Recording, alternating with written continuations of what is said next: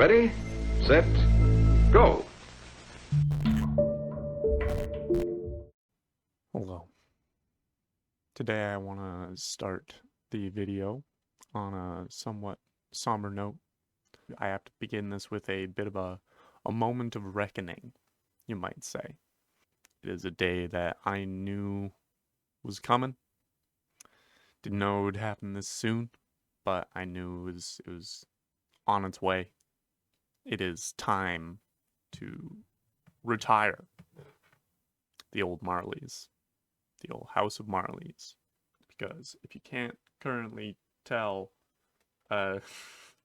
these things are, oh, geez, that just happened. I didn't even know that was gonna happen, but that's a perfect illustration of why it's time to say goodbye to the old House of Marleys. That's really unfortunate. So yeah, I'm gonna pack these poor kids up. We got some new ones coming in, well, used, but they're new to me, so I'm just gonna place these on their rightful place. These headphones saw a lot on this channel, saw a lot of progress, and I would not be where I am today without, well, I guess I could be where I am today with a different set of headphones. It just so happened that these are the ones that were there when I got to where I am now, which is, I think that counts for something. So, set those bad boys right over there, and it's out with the old and in with the used. Yeah, these are much more noise canceling than the Marleys were, simply by virtue of the fact that they are over-ear headphones, not on-ear. But yeah, we got ourselves some good old Sennheisers. We're moving up in the world here. Nothing against House of Marley. I've been using their headphones for a good long while. But they don't make an over-ear wired pair. House of Marley, if you're watching this, if you made a wired pair of over-ear headphones, I would use those. I think there are still people that would use those because you make good headphones.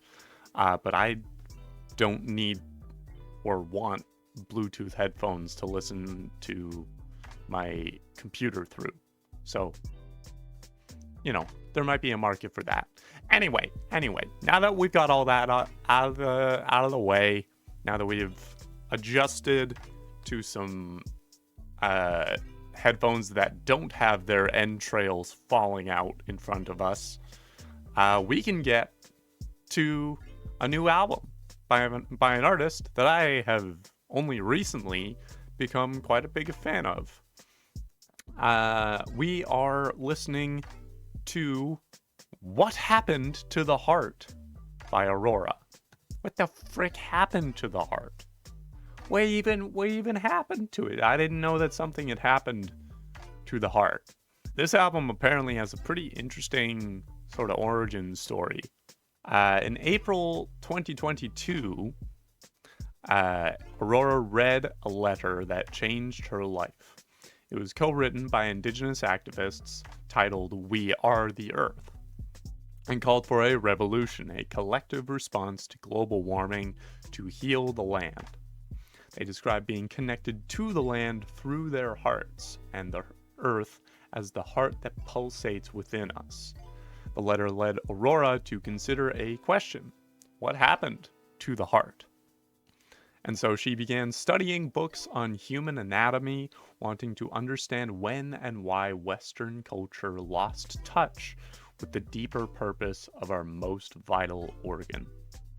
What Happened to the Heart is a journey from weakness to strength, from self-destruction to self-healing, a poignant and introspective musical journey that explores the loss of spiritual connection in modern society, the healing power of vulnerability, and the call to ignite change through reuniting the heart with politics and personal growth. Which, just from reading that, I know that I'm gonna like this album. Maybe I won't be as thrilled about the musical choices as I might have been in The Gods We Can Touch, but sentimentally, I'm very on board with this. I'm very on board with what she's talking about here. And she has said a few things. She said via the line of Best Fit, she said, though its precise function and anatomy were not clearly understood, the heart was believed to be the center of the soul, of intuition, of emotion and intention, until we decided these were qualifications of the mind, emotion overpowered by logic, and with the world being so corrupted by money, power, and selfishness, you cannot help but ask yourself, what happened to the heart? She also then said via NME, what happened to the heart is a question I've been pondering a lot lately. When I first began writing this chapter of my work, I was looking at the history of the heart and what the heart has been a symbol for. Even before we knew about the anatomy of a human as scientifically as we do now, we talked about the heart and the core. But what happened to the heart? It's the most important, beautiful, and sad question I've ever wondered in my life. Which maybe gives us a little bit of a hint as to how this album is going to sound. I have a feeling we're going to be getting into some sadness. It might not be quite as playful as The Gods We Can Touch. Maybe it is. Maybe there's a couple moments in here for some fun. But I'm not going into this expecting that.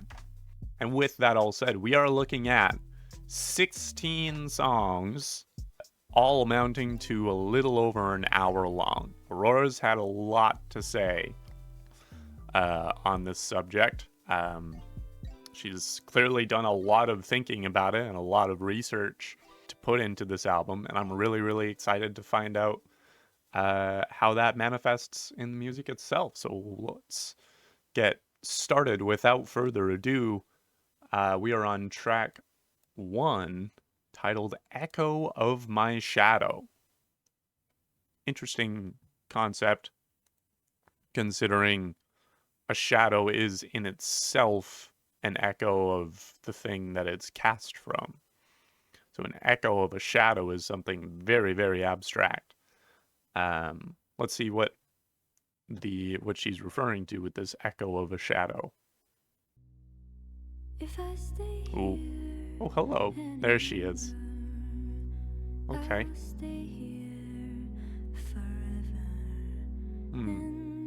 Got that light organy synth in there.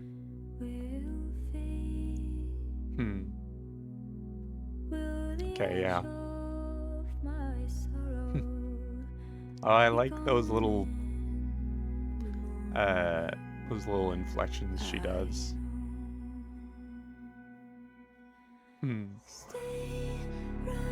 Ooh.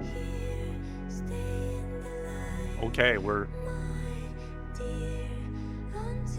Wow.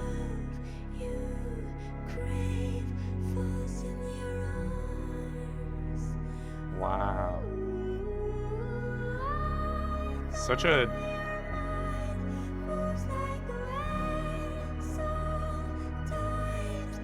Okay.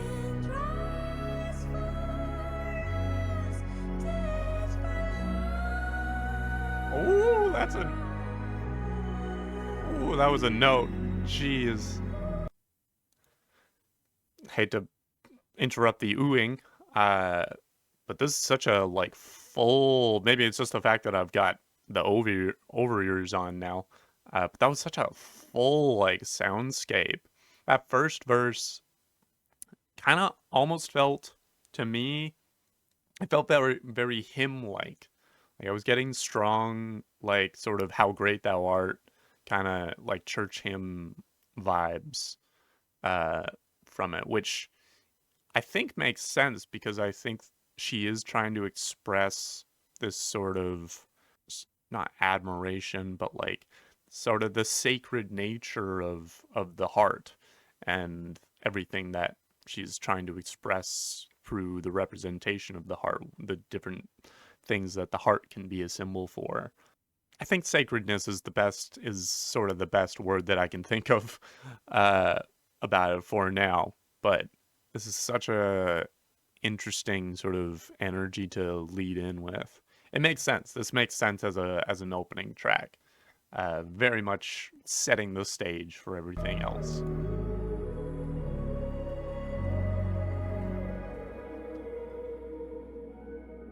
Oh, we got a little bit of flittering. A little bit. I like that guitar.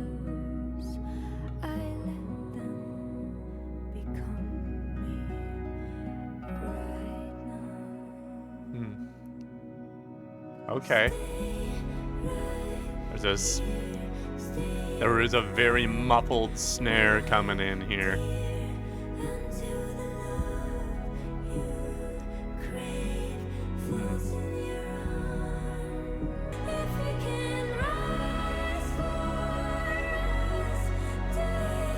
Oh, that's so pretty. That's so pretty.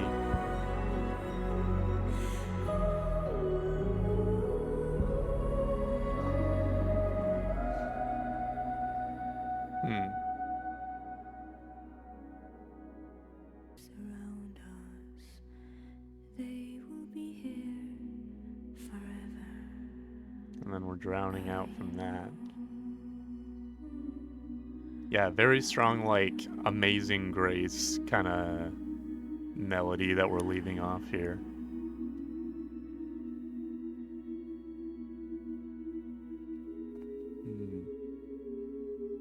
Are we going straight into the next track from here? No, it's fading out. Okay. Very cool. Despite the fact that it was like it's pretty mellow energy throughout, that's a really powerful opener. Really like letting the lyrics kind of take center stage there, which makes sense. I feel like she's got a lot to say in her lyrics. She's gonna have a lot to say in her lyrics in this particular album. Verse 1, we've got, "If I stay here any longer, I will stay here forever, and the echo of my world will fade. Will the edge of my sorrow be gone in the morning? I know." And then the chorus, "Stay right here, stay in the light, my dear, until the love you crave falls in your arms. I know your mind moves like a wave sometimes. If you can't rise for us, do it for love." I think that first bit is a good chunk to sort of be aware of, and then also the outro is a nice little change on that first verse, which is, "If I stay here any longer, I will stay here forever till the echo of my shadow is gone. There are heroes within us, there are lovers around us. They will be here forever, I know." And then just repeating "I know" to the end of the song. I think this sort of song is kind of putting Aurora putting herself in the context of the history that she's going to be probably speaking on for the rest of the album, and kind of acknowledging what there is to be done right now, what has been done, and what can still be done even after she's gone. I think that's kind of what the echo of her shadow is referring to, is when that is gone, when there's not even a trace of a memory of Aurora, there are still heroes within us. Not just referring to like we all have the potential to be heroes and we have that heroic nature in one form or another within us, but also just among us there will always be heroes. And there are lovers around us, not necessarily in the romantic or sexual sense. It could be that, but just people capable of loving around us to support us and keep that going. And I like that sort of two-part combination, because being a hero can be exhausting if you don't have the emotional and moral support of people around you that love you. And so there are heroes within you, and there are people around you that will come alongside you and love you and keep you going in that. And I think that's a really beautiful picture to paint. And then if I stay here any longer, I will stay here forever, and the echo of my world will fade. I don't know exactly how we're supposed to read that, because it could be read as like this warning of like, if I stay here stagnant, if I just kind of let myself sit here, I'm going to sit here forever and I'm not going to do anything, and the echo of my world will fade, and the things that I know and care about will not sustain themselves on their own. And then the chorus, stay right here, stay in the light until the love you crave falls in your arms. I know your mind moves like a wave sometimes. If you can't rise for us, do it for love. I think that's a very key line. Stay solid, stay like inspired. Make sure that you still care. I think it feels like Aurora is going to be combating a lot of apathy and complacency in this album. Apathy and complacency are the true sort of, I think, enemies of the heart and care and action. It's not necessarily hatred, because that's still an active emotion. That's still something that can make you do things. But apathy and complacency are the things that just keep you stagnant and sort of dry you out. It's sort of like, stay right here, keep doing what you're doing until the love that you crave, the love that powers you forward, arrives. I know your mind moves like a wave sometimes. I know sometimes you have better days and worse days. Some days you don't feel like doing much. You just don't have it in you to help. But if you can't rise for us, if you can't rise for the occasion itself, if you can't motivate yourself just based on the cause, that's understandable. Do it for love. Do it to be around the people that you love. And hopefully you have people around you that are where you need to be. Really, really beautiful introduction here. I said at the top of this that I was going to love the sentiments of this album, and I immediately do. This is a very, very timely album, I will say. Very appropriate to the issues of the current day. Let's keep moving to track number 2, To Be Alright. What does it mean, to be alright? Is this going to be one of the fun ones? Are we going to feel alright for a little bit before we delve into the depths of figuring out what the frick happened to the heart? Let's talk about what it is to be alright. Ooh, okay. Ooh. Ooh, okay. Alright. Alright, we got a beat.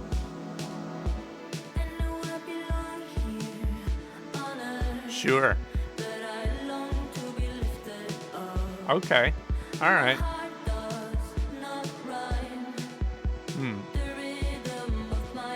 Aw. Okay. Hello, bass. Ooh. Aw. I like that.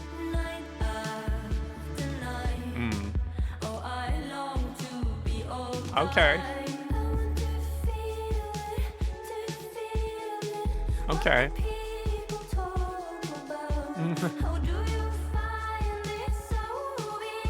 Okay. Are we jamming? All right.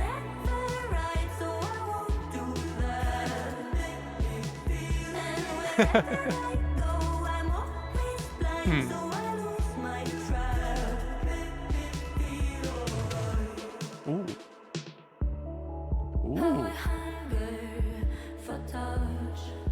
I like this sort of mid-level energy. Like both the tempo is very mid-tempo, like not particularly fast, not super upbeat, but it's definitely got a steady drive to it. And also it doesn't feel like we're going to be going super big here, which I think from what I'm reading in the lyrics fits pretty well. It seems like we are taking a more personal approach to attacking that complacency and that apathy. Ah,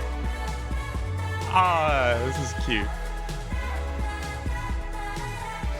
I love some datas. Aw, cute. Ooh. Ooh. Interesting. Very, very stark little shots there. Ooh. Oh, that's a vocal line. All right. Oh.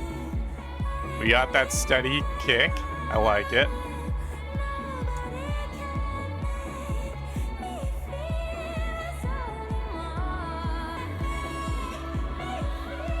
Ooh. Ah, and then we go all in.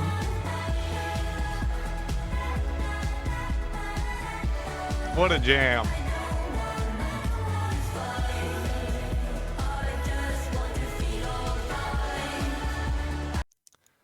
Aurora has this unique and consistent way of making music that just like she knows so well how to make music that is both honest and vulnerable, but at the same time like encouraging and like inspiring. I know there are other artists that do a similar thing, but like it's a combination of like her voice and her vocal range and her melodic choices, and also just the fact that she's sort of settled really nicely into this sort of like often 80s sounding like electro pop sound, and she knows just how to pace out her songs so well that when she's able to come back into like a big final chorus like this, it hits just right. It doesn't hit as hard as other music might, but it hits just hard enough. And I think that's really what counts here. It's such a fascinating, like intangible talent that she has to just slide up all of the meters on "you're gonna feel good now." Right now, you're gonna feel good. Don't know what you were feeling up until this point, but you're gonna feel good right now. You're at least gonna feel all right at this time, whether you like it or not. It's coming. Ooh. All right, drop out a little bit. Oh.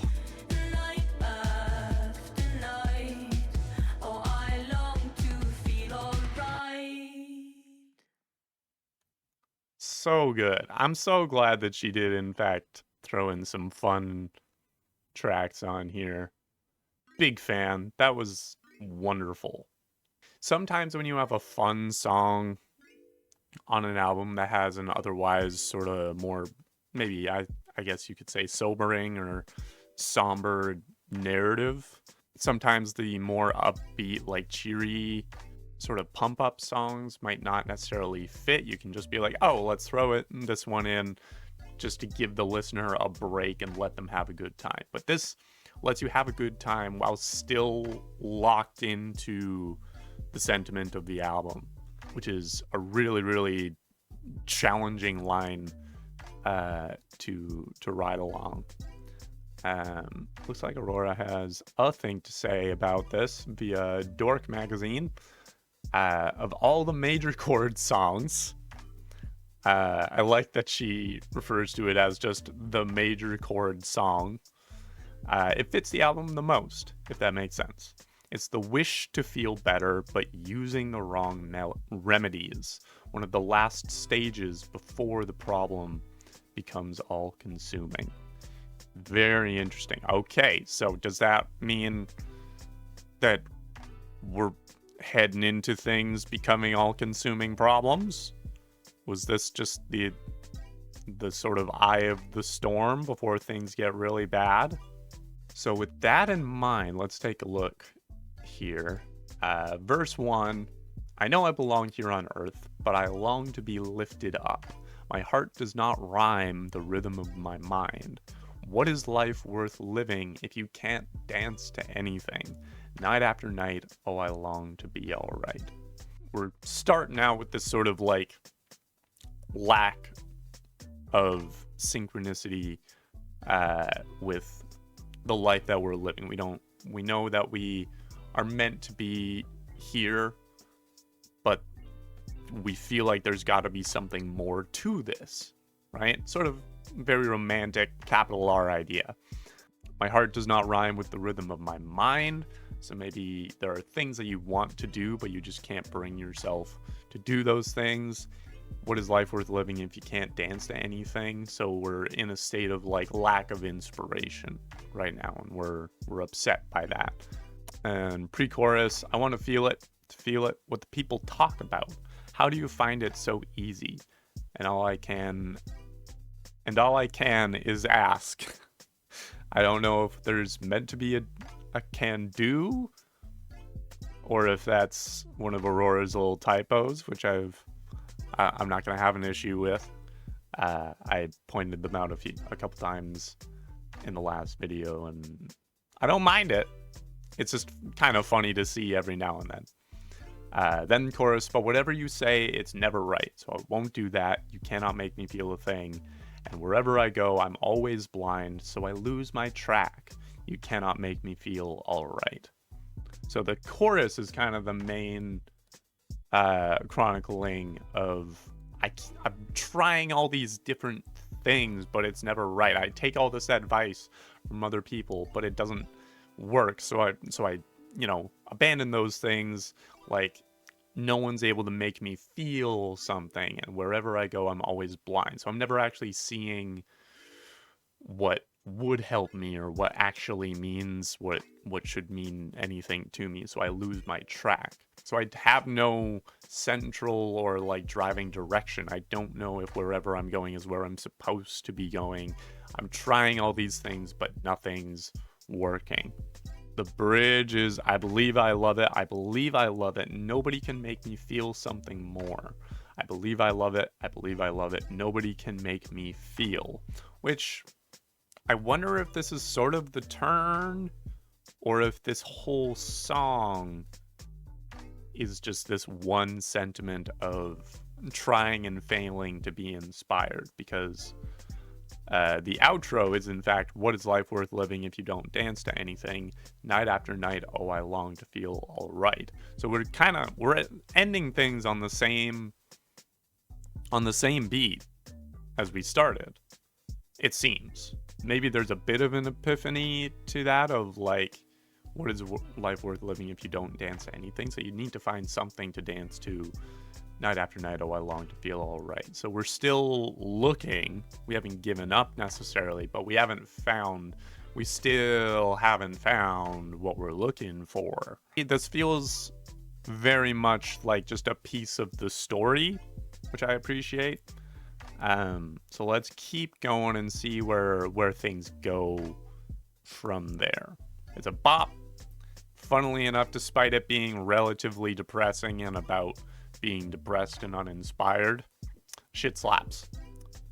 So thanks for that, Aurora. Let's keep going to track 3, Your Blood. Is there gonna be some violent implications to this, or are we talking about like your inner nature, or are we talking about like familial stuff? Blood can be a lot of things, and I have no idea what it could be on the outset. It's just my blood.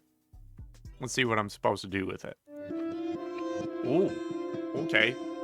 Starting things a little reversed. Okay. Definitely a minor key.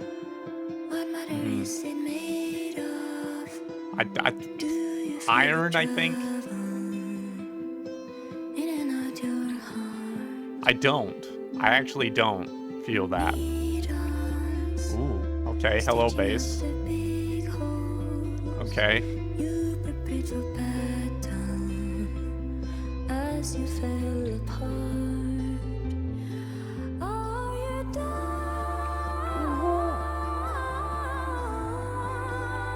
Oh, there's some Aurora melodies, right? She's still going. Oh, I am. Ooh. Ooh. Okay, why? This is also a bop? Okay.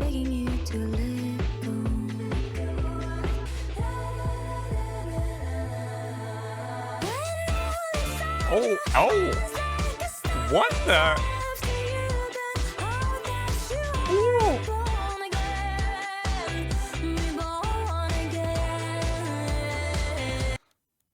I don't know why I didn't expect that to be coming.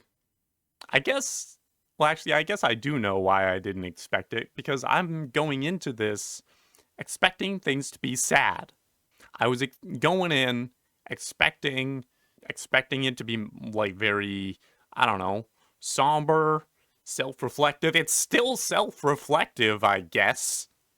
But it's also, we've got this cute little, like, tight in the pocket electric guitar with the beat that's just sort of doing not too much, but just enough for me to just sort of bop along. This is so cool. I loved that part. That chorus. Ooh boy. Ooh boy, Aurora. You've done it again. Okay. Dropping out. Good. Glad to hear that. Good. Halftime. Very nice. Nice. Okay.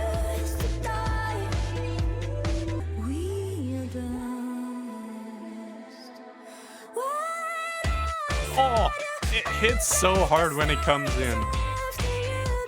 Ooh. Yeah.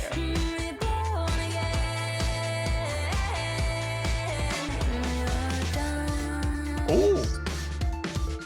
Whoa, what? What is...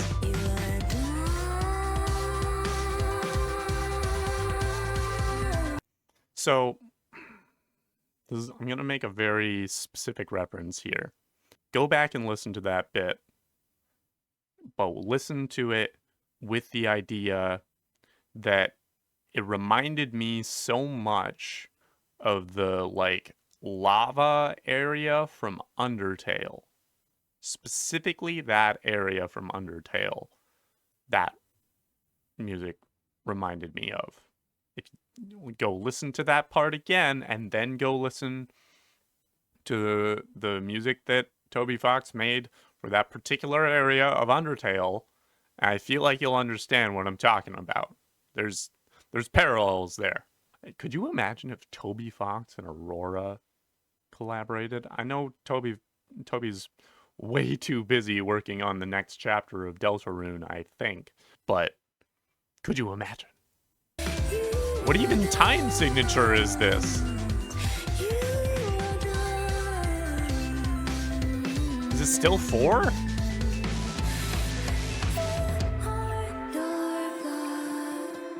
What matter is it made of?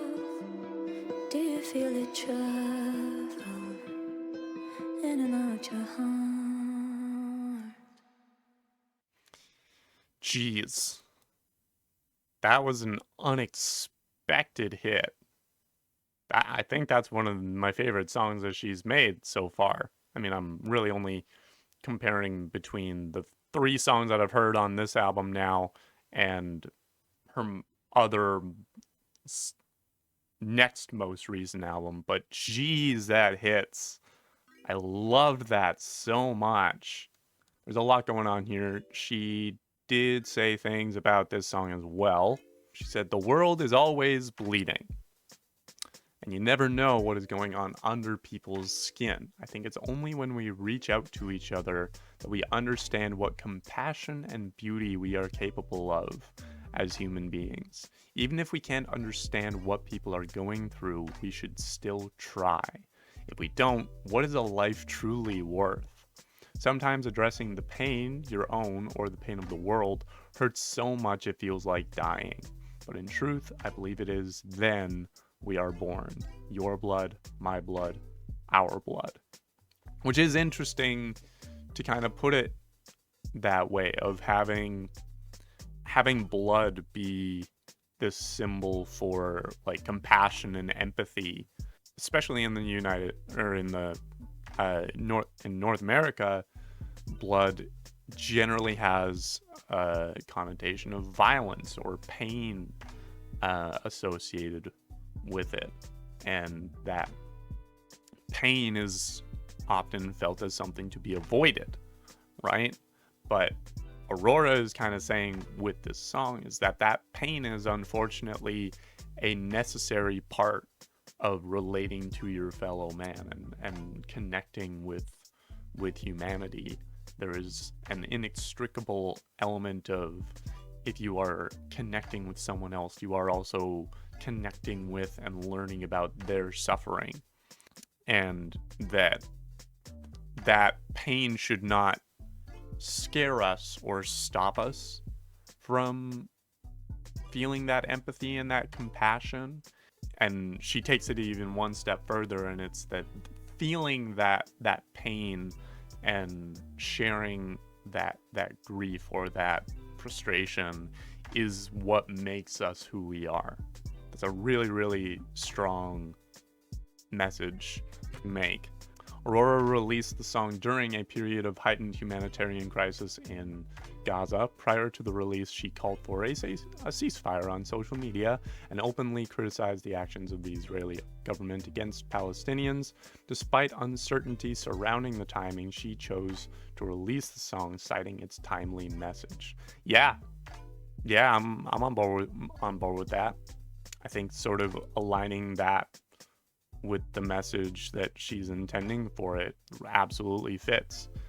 One of the things about being aware of a lot of international crises, not just in Gaza, but elsewhere in the world as well, and like that needs attention to it. But it's hard to pay so much attention to it without starting to feel that despair, because these are massive situations that we as individuals, especially being so far away from the situation, we feel like we only have so much control, and that lack of control can often motivate us to divest from those situations, and thus to divest our compassion and our sympathy from those situations. The less we care about it and the less we think about it, the less pain and despair that we feel about those situations, and it becomes this sort of coping / defense mechanism against reality, basically. But she says that in allowing ourselves to feel that pain, allowing ourselves to connect via that blood and that common shared blood, we actually become more human, and we become more of ourselves than we would if we just tried to pay less attention to it. So I think that's an apt song to release alongside a call for a ceasefire. With that in mind, verse 1, your blood, what matter is it made of? Do you feel it travel in and out of your heart? Needles stitching up the big holes you prepared for battle as you fell apart. which is, there's a lot packed into that first verse immediately. So your blood, what matter is it made of? Like, what makes it your blood as opposed to someone else's? All of our blood is, to one extent or another, made of the same stuff, right? Plasma, iron, other blood stuff. I don't know. I didn't do the research that Aurora did. I'm not a doctor. Needles stitching up the big holes. You prepared for battle as you fell apart. So we're in this state of already having some shit to deal with and already maybe not doing well, but there are other things to attend to. And then she goes, "Are you dust? You are dust." And then dust again. And I think that both the dust and the blood are sort of the two motifs that she's using to kind of connect the commonality of humanity together. Verse 2, your voice drowning in the white noise. Do you hear the echo begging you to let go? This earth, whoever was it made for, just wait until tomorrow. You might not be as cold. So we again have this experience of like your voice drowning in the white noise. You try to say and do what you can, but you feel like you're just a tiny drop in a bucket. Do you hear the echo begging you to let go? Do you hear this sort of out of the absence or out of sort of the void? You get this impulse to just kind of divest. This earth, whoever was it made for? I think when there's enough of that collective dissonance, or not dissonance necessarily, but like collective helplessness of like putting something into the world and not getting much of a response back, it's this weird thing of like, okay, but what, like, if this world isn't made for us humans, nature, and who the frick is it made for, right? Something's gone wrong where we inhabitants of the world have made the world less inhabitable for us. And by us, I don't necessarily mean like you and me regular Joes, although maybe we play a sort of a cumulative part in that, but sort of the way that society has changed and developed has unfortunately gone in a direction that has made life less livable for humanity than it could be. Which I think is part of that, is sort of the connecting thread of what happened to the heart, what happened to simply the drive to make life easier and more livable. Then the chorus, where things jam out while we continue to have a crisis about all these things we're talking about. When all inside you burns like a star, it's after you burn out that you are reborn again. And maybe if you called out for help, then I could help you outrun yourself. Come run again, we'll run again. I wasn't even paying attention to those words because I was just jamming along. But that's so good. It's talking about like when you feel like you're no longer able to be invested in all these things that you are stressed about or that you want to help with, but you have just run out of the emotional energy for it. It's after that burnout that really shows who you are and what you do from there. That is the real commentary on kind of where your morals are at and where your ethics are at and where your character stands. And it's what you do from that can really bring you back, that can really reinvigorate you. And then she says, maybe if you called out for help, then I could help you outrun yourself. Come run again, we'll run again. So she's saying you don't need to just like re-inspire yourself all by yourself. Call out for help. None of this is going to work. None of this good is truly going to make a difference if we're fighting by ourselves or if we feel like we're fighting by ourselves. If you reach out, then you have other people that can push you along and help you move more strongly than you could if you're just trying to move off of your own fuel. Come Run Again and We'll Run Again, which is really, really beautiful. And then the outro goes back to your blood. What matter is it made of? Do you feel it travel in and out your heart?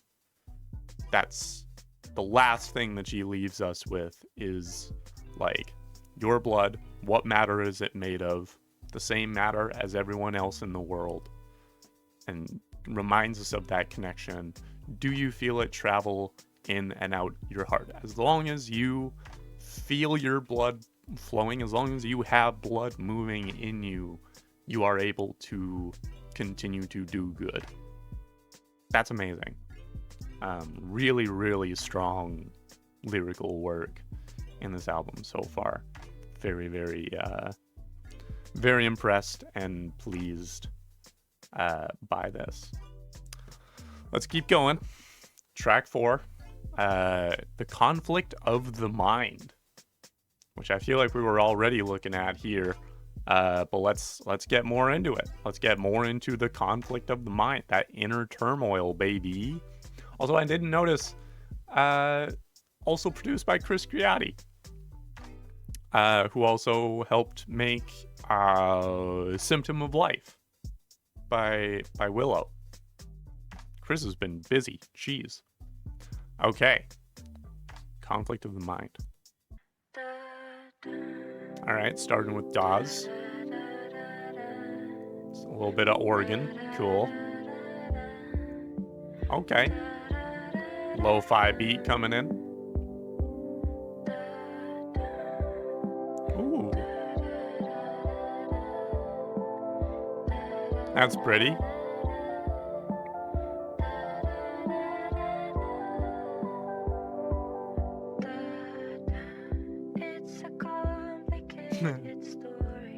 Okay.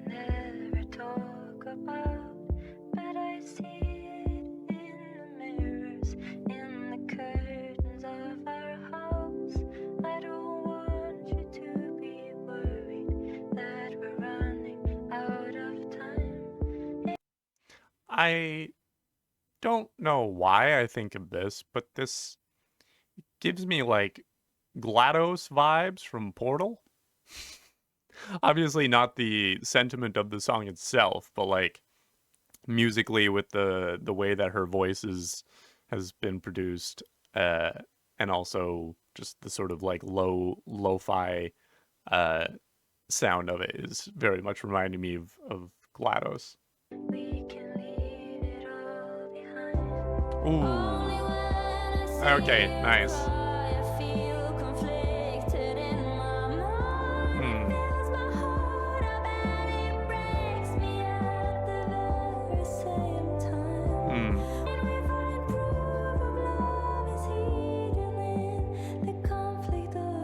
Interesting.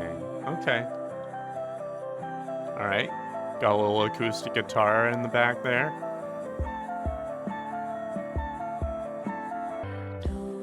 Okay. Okay.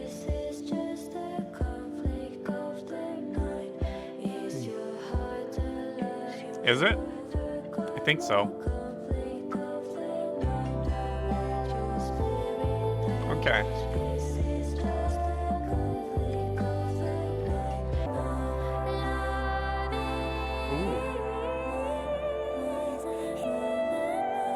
Oh, geez. Okay.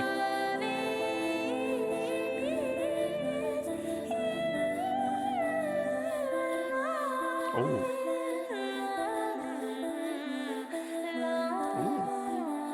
There's a lot going on here. A lot.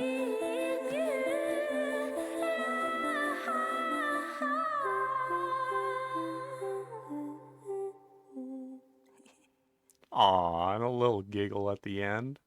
Well, that was cute. Lovely. Pretty chill vibe. I didn't have a whole lot to say during that. Lovely. Yeah, that was chill. I liked... It does feel like we were kind of expounding on some of the stuff that was talked about in Your Blood. Aurora made a Instagram post about this song. She said, "This is a song for everything you never said, everything we left unspoken, everything we still feel lingering in the air around us. I know many of you know how it feels to be in a family where everything is painful, remains quiet and hidden. There is nothing more painful than seeing the ones I love cry, but at the same time, it fills my heart up because it's the greatest feeling in the world to open up and be there for someone, if only we were brave enough. It's truly when we open up we find the purest proof of love hidden in the conflict of our minds." Amazing. Okay, so yeah, we are continuing to make a motion towards vulnerability and willingness to feel pain.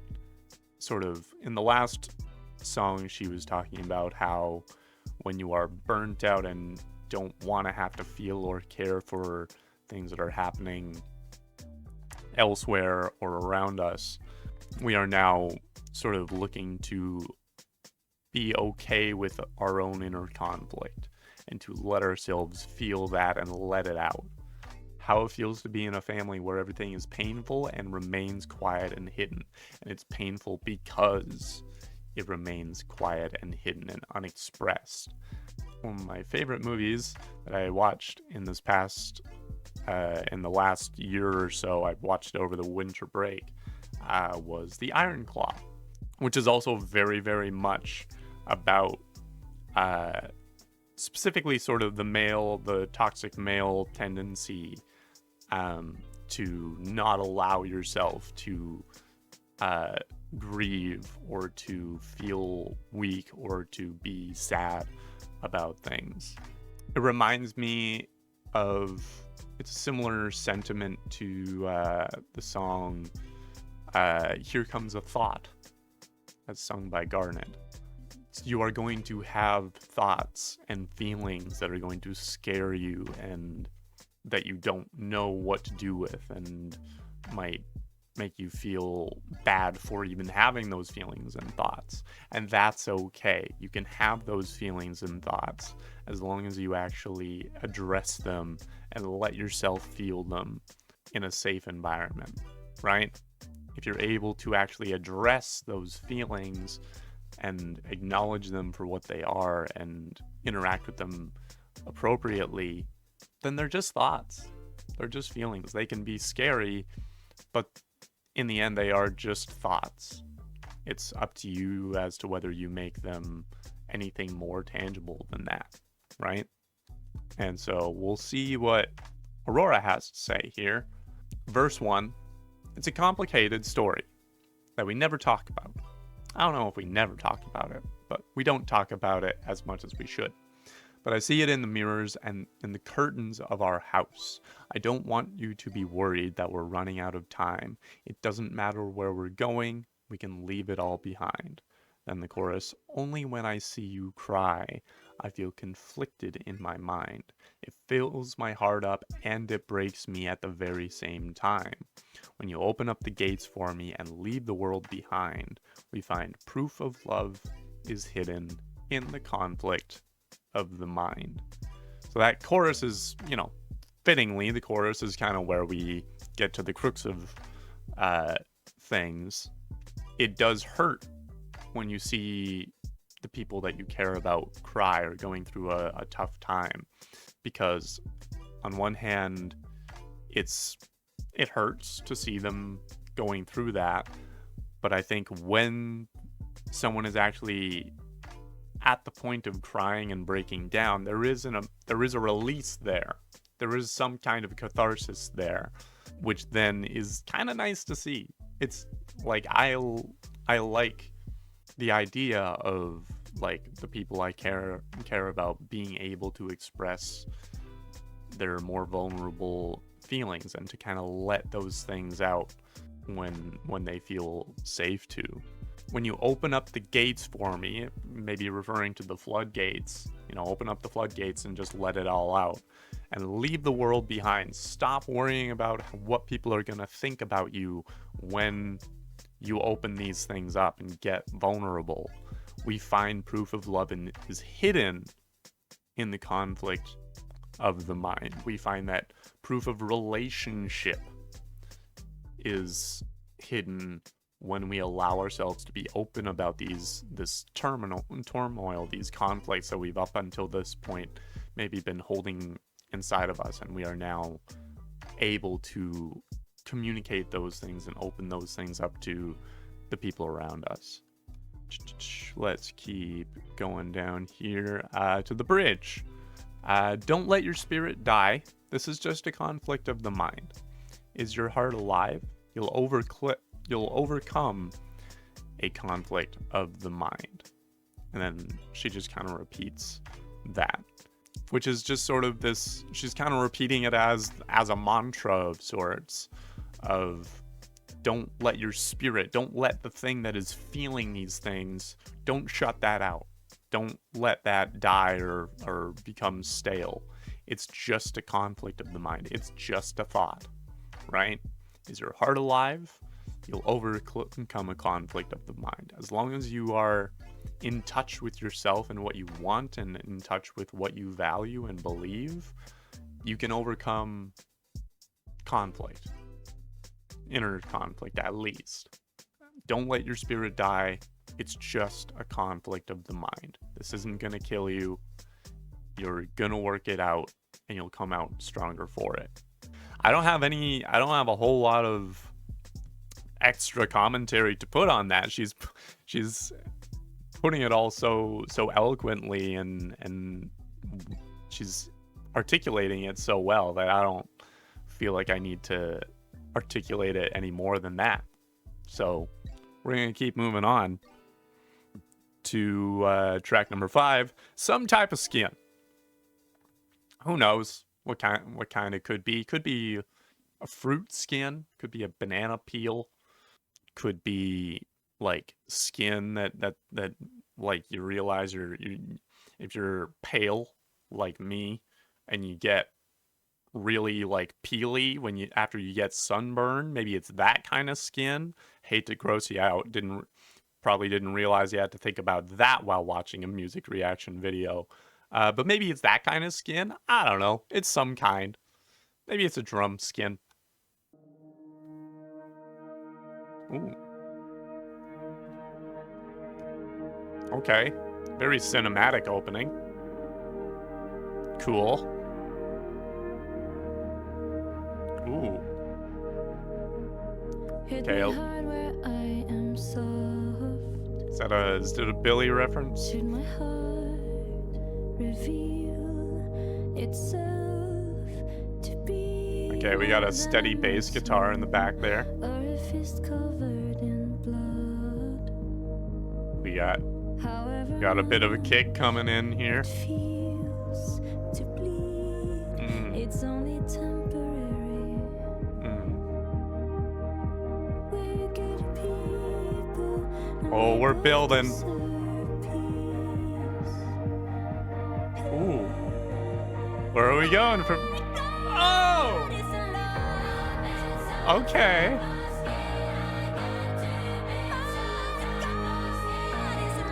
Oh.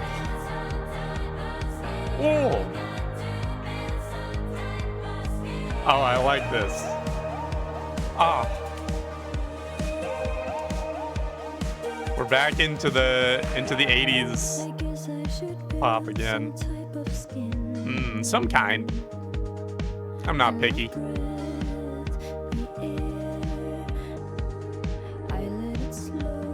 I like what the drum's doing here. I like that little hi-hat bit there. Okay. Oh.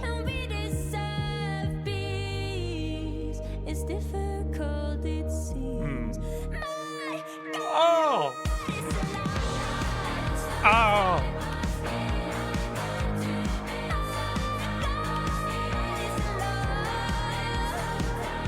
Oh my God.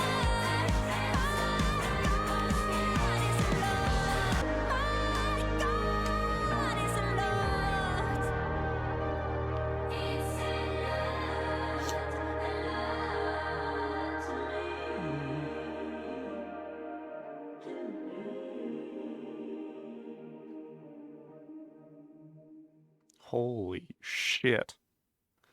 That one hit me with some feels that are probably going to keep hitting as I talk about this song, because that chorus is like, between the lyrics and the vocals and the instrumentation, which I guess is the whole song, just the entirety of that, of what is happening in the chorus, that's powerful. That's some strong shit. We're continuing the sort of vein of remaining human and remaining sensitive and remaining compassionate in the face of hardship. Between some type of skin, conflict of the mind, and your blood, she's hitting hard where I am soft. She's talking about, like, up until this point, it's been about letting yourself be hurt and letting yourself hurt and communicating that to people around you so that they can help you. I think the chorus hits as hard as it does because it's just such a big moment of, like, the my God, it's a lot. It hits so hard in every way. It's a lot. And it's so cathartic to hear her, like, just belt that out. Because it's one thing for me to very quietly and matter-of-factly say it's a lot.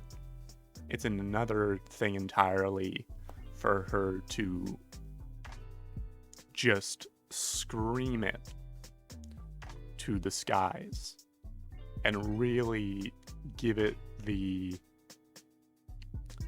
gravitas and scale of what the lot is. Because it's a lot. Let's start with verse 1. Hit me hard where I am soft. Should my heart reveal itself to be more than a muscle or a fist covered in blood. However much it feels to bleed, it's only temporary. So she's kind of preparing herself, but also throwing herself into things. The hit me hard where I am soft. Like, let the troubles come. Let me know what is happening. Should my heart reveal itself to be more than a muscle or a fist covered in blood? Implying that, like, this heart is this thing that is not just something that can make us do things or it can make us feel things, but it's this connective thing. That's kind of referring to sort of the way it was described in the letter that was written to her, of not just an internal, like, isolated, singular thing, but a connective thing. Hit me hard where I am soft, because I'm not the only one feeling it. Then pre-chorus, we're good people, and we both deserve peace. I like just her saying, we're good people. If you care about this stuff, we're good people. And we both deserve peace. Both those of us that are, maybe disconnected from whatever crises we're watching, and the people to whom it is happening. We're good people, and we both deserve better than what is happening. It's not a thing of, like, we both deserve as much or the equal amount. The people that are going through the actual thing more deserve peace than perhaps we do. It's a thing of, like, if we're helping, we deserve to see things become better. The chorus is my God, it's a lot. But then the follow-up is, my God, it's a lot is its own statement on its own. But then she follows up with, to build some type of skin. I got to build some type of skin. Sort of talking about how, yes, it's a lot, and you do need to build some kind of skin. She doesn't say build thick skin, because that implies literal callousness, like calluses. I'm rubbing the sides of my fingers in reference to calluses because as a drummer, I put hockey tape on my drumsticks to help grip them better. But that also means that when I'm playing, those sticks are steadily wearing away the skin on my thumbs and my forefingers, which sometimes makes blisters and can be very painful. But after those blisters go away, the skin grows back much thicker and more sturdy.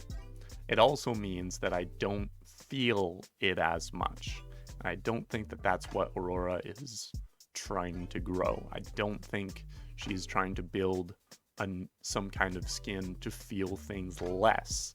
I think she's trying to build some type of skin to allow her to remain invested, to remain inspired and invested and caring for what she cares about without becoming apathetic or complacent or calloused. So I'm going to keep going. She's hitting some strong points. She's saying some very, very important things in this album, and I'm so glad that I'm sitting here listening to it.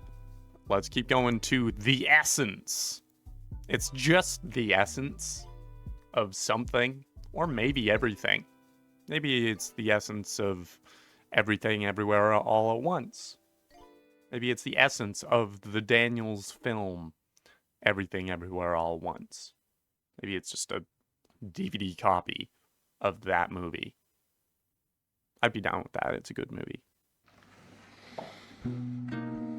Ooh. We're in a room with a guitar. Maybe we're outside with a guitar.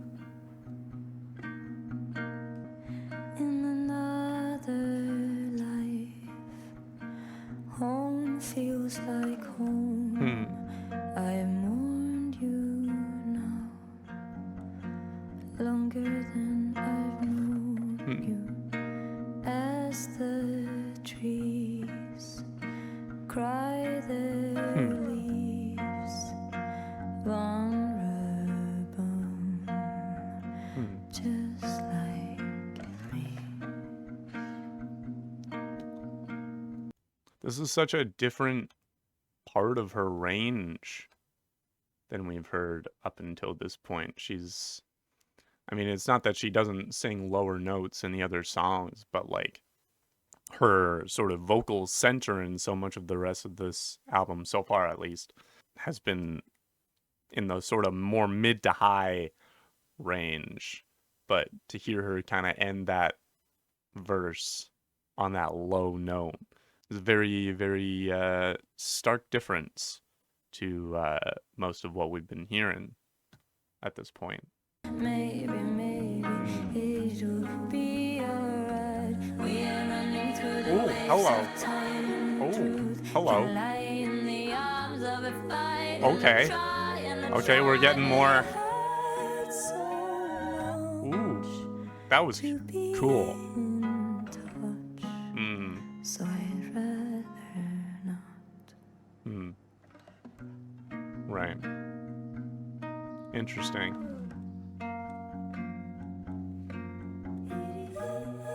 Ooh, hello. Make amends with the roads we cross.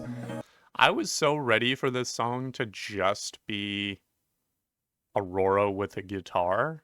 Like, I was so ready for it to just be like a short and quiet song with just like a single instrument and her, but it seems as though she had other ideas and plenty other ideas. It was a little like like extra harmonies that she's throwing in there, and the few little rhythmic choices that she's making here, really, really keeping me engaged. Cool. I love that.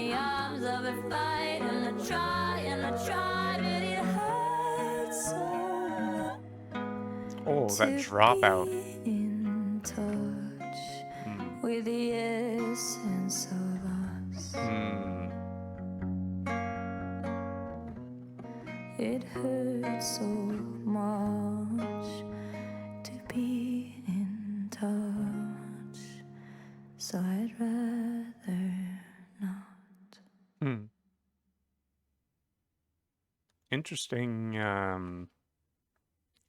line to end on. This song particularly feels a lot more personal and like introspective than the other ones have been.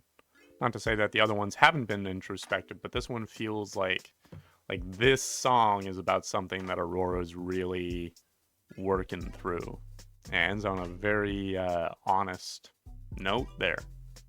We're along the same sort of talking points that we've been on so far in this part of the album. The things that that affect us being something that we try to avoid, just so that we don't feel it as much. This one doesn't necessarily have as satisfying a conclusion as the others have been. Which is not a criticism. It's just a story choice if she's letting things be relatively unresolved, or maybe not resolved in the way we would expect. Like there's not necessarily a bright side or a redemptive point made as much. So let's take a look here. In another life, home feels like home.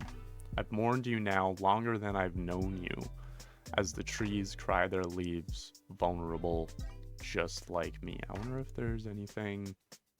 She's now been mourning something for longer than she had known it or them. And then she's referring to the trees crying their leaves, vulnerable, just like me. So maybe she is mourning something a bit more abstract than just a person that has passed away. Maybe she is now mourning whatever has happened to the heart. We're now in the second, I guess, quadrant of the album. And so this feels like a fitting place to have sort of this dark night of the soul kind of moment. We've noticed that something has happened to the heart. We haven't figured out what to do with it, but we have gotten a better, somewhat sobering discovery or revelation of kind of the state of things. And we're only now grieving that, even though we may have known it longer than we realize. Then the chorus, maybe it will be all right. We all hurt sometimes, and maybe it will be all right. We are running through the waves of time, and the truth can lie in the arms of a fight. And I try, but it hurts so much to be in touch, so I'd rather not. Really, really vulnerable there. We all hurt sometimes, and maybe it will be all right. Time just continues to pass, and sometimes you find the truth in conflict, in having a fight with someone, in just working it out in maybe not the cleanest way possible. And she's trying to keep up with that honesty and that vulnerability and that authenticity, but it hurts so much sometimes to be in touch with maybe what you're feeling or what others are feeling or whatever's happening in the world. And so she says sometimes, so I'd kind of rather not be in touch sometimes, which is super valid. I'm really glad that she's kind of taking the time to say that in this album, is kind of admitting that moment of weakness. But then she ends the second chorus, and I try, but it hurts so much to be in touch with the essence of us. Sometimes it hurts so much to just get in tune with humanity because of, the state we're in at the moment. There's an annotation that says, Aurora recaptures the intense and profound nature of her relationship with another person. Sure, that's another angle. This phrase speaks to the deep intrinsic bond they share, highlighting how their connection goes beyond mere interactions to touch their very cores. So maybe it is this thing of like, when you sit down and get in touch with the relationship that you had with this person that is now past, that can actually hurt quite a bit because you feel more the absence of that. Like you remember the value of what you had with that person, which then makes you more aware of the absence of it. And that can actually hurt a bit more. I think just because of kind of what this album has been about, I at first read it in a more collective sense of like, it hurts to be in touch with the essence of humanity and kind of the messiness of that. But it could very obviously go either way. Got that multivalence of meaning going on there, which is nice to see. Let's keep going. To track number 7, Earthly Delights. Are we getting distracted up in here with some earthly delights? Maybe. I'm down for a little earthly delight if we've got the time for it. First, you Okay. made for me a Oh, we're starting. Okay, this is weird. That's a chord. Okay. We got some 6/8 going on here. Ooh. Oh. Okay. No longer 6/8, I think. Ooh. Cool. Very dark. I like that upbeat stuff there. Okay. Hello. This is nice. Oh. Could you give to me desire, so I would We're back into the triplets. fill my lungs with air. When do they switch into the 4? Perfect love. Right there. Oh, that's cool. And it's not even in triplets anymore. That's so cool. Okay. Dropping out for the bridge. Okay. Are we going into 4 for the chorus, or is the chorus just in 4? Or in 3 as well?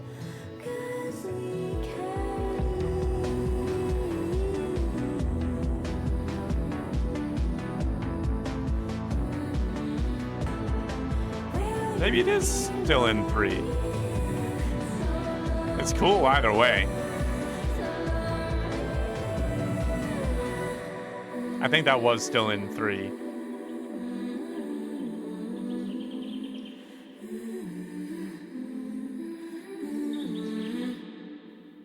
Ooh, and you had the bird song in there too.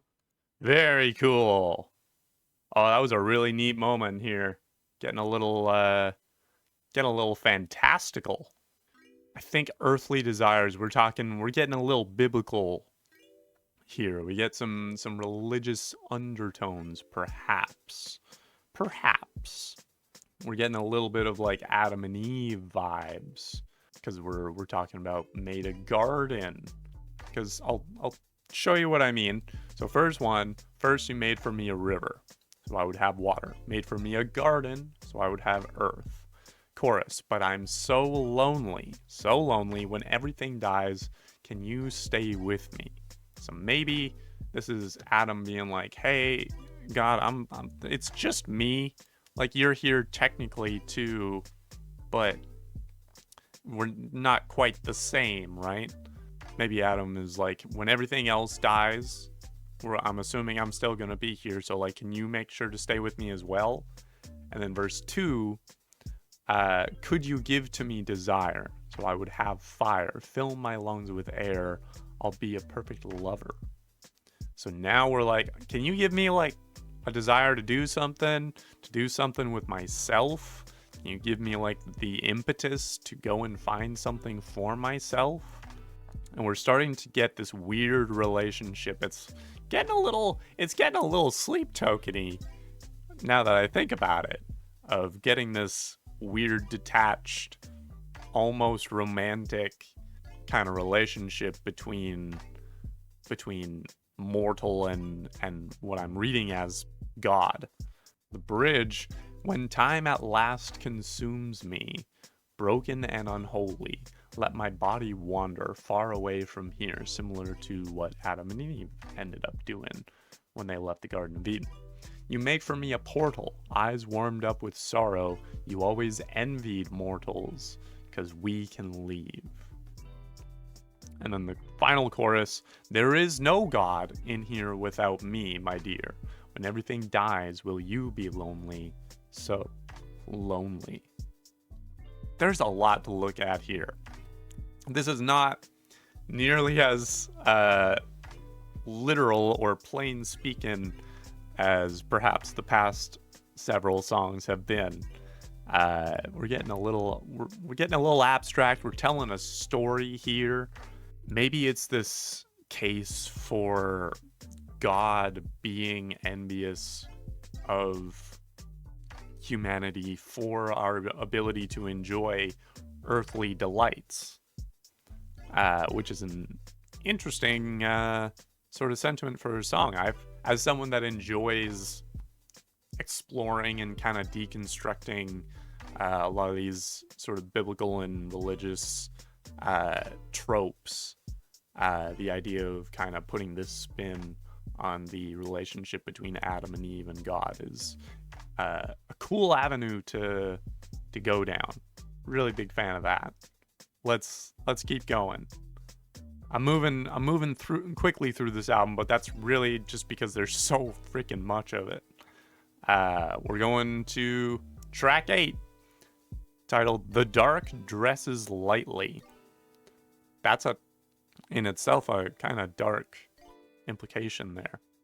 Are we getting a little sinister here? Are we going to get a little deceptive? Is that going to show up in the music maybe? That'd be nice. That'd be nice if that happened. That'd be fun. Oh, it's just, okay. Oh, no, it's, oh, it's swung. Okay. Okay. Interesting.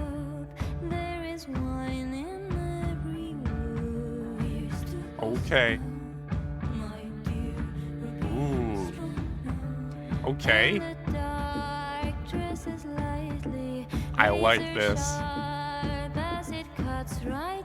Okay. Alright. Ooh.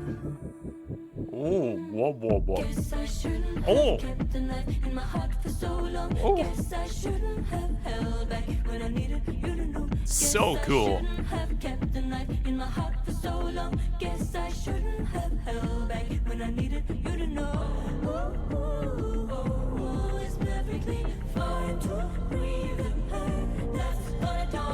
Whoa. All right.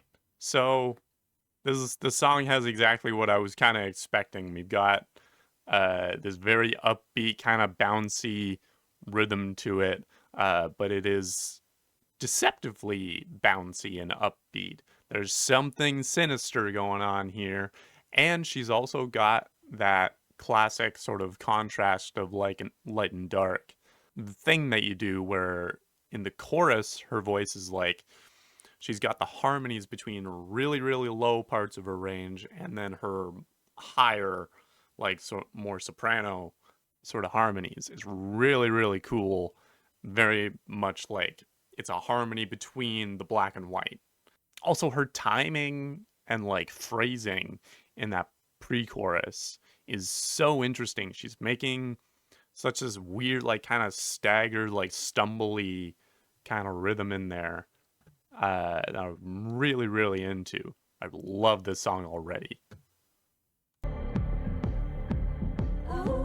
Well, of course I love the song. It's swung triplets. Let us dance to our sorrow, make amends. There's so much you still don't know. Here's to Okay, interesting little electric guitar there. Oh. Letting it loose in the back there. Oh! Oh! And then they drown it out. That's so cool. I love the sound of the drums in this. I can feel it. I can feel it.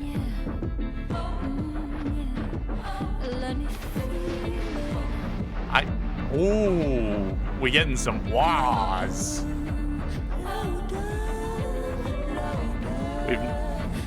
We're getting to our Hans Zimmist. Ooh. Okay. Okay. All right. Ooh. Ooh. Okay. Ooh.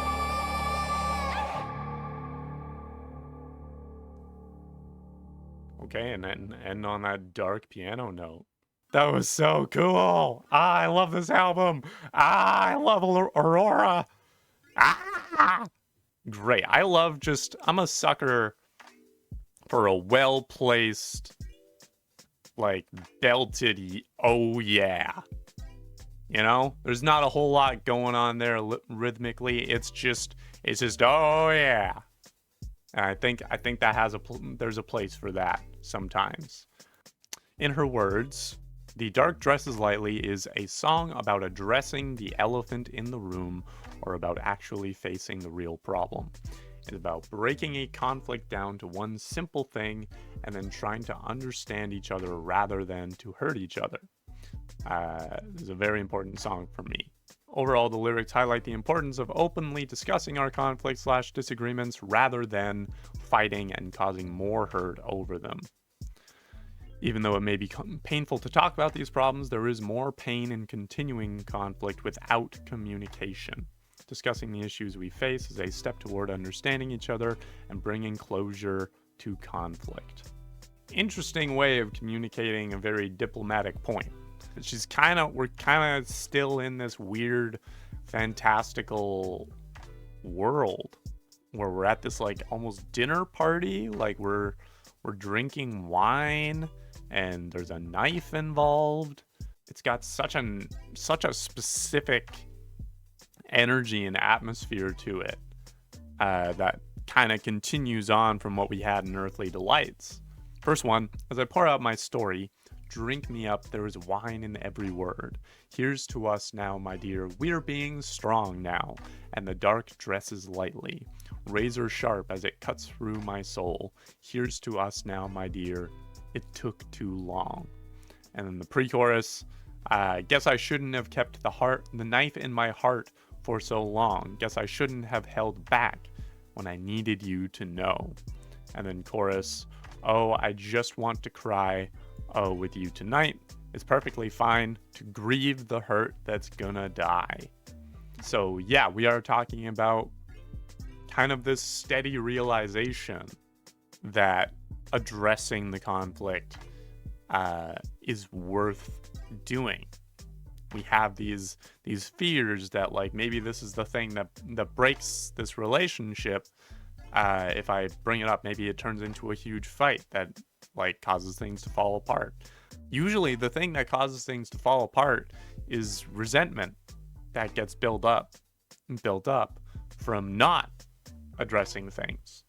In my experience and from what I've heard from other people, that's got a much higher chance of doing damage to the relationship that you care about than just working out your issues. Like, maybe it gets a little messy, maybe it gets a little heated, but it is healthier to do that than to just let yourself get more bitter and more upset and more angry and just like internalize all of that until it's gonna come out in one way or another. It either comes out very, very steadily eventually in sarcasm and complaints and just a lack of care, or it's all gonna blow up at one point out of nowhere. In either case, it's gonna be a lot more destructive if you just voice your concerns when you have them. Like, obviously, it helps sometimes to take your time and think about things and think about, you know, what you're upset about and figure out how to talk about that with the other person. But you don't want to spend too much time mulling that over because you do want to address it sooner than later so that stewing over it doesn't turn into letting it fester and letting it like turn into this very infective bitterness and resentment that is going to be what does the real damage. To grieve the hurt that's going to die. It's perfectly fine to grieve the hurt that's going to die because it is going to die, but it is perfectly fine to acknowledge that hurt and to make it known that you were hurt, right? It's important to bring that up because that is the best way to kill it, is to grieve that hurt. The outro is just kind of to the river, to the water, where the floodgates are wide open and the tower has fallen onto you. Let me feel it, darling. Same sentiment that we've been talking about for a good bit of this album, in this whole first half of the album.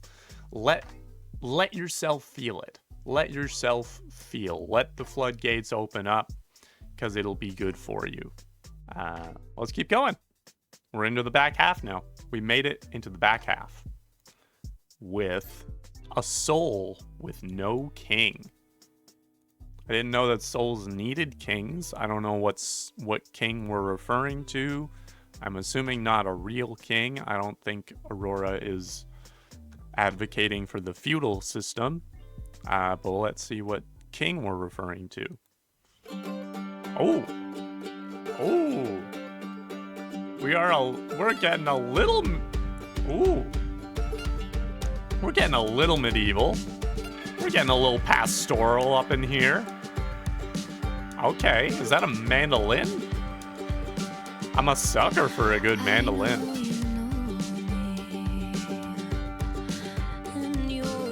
Ooh. Is there a banjo in there too?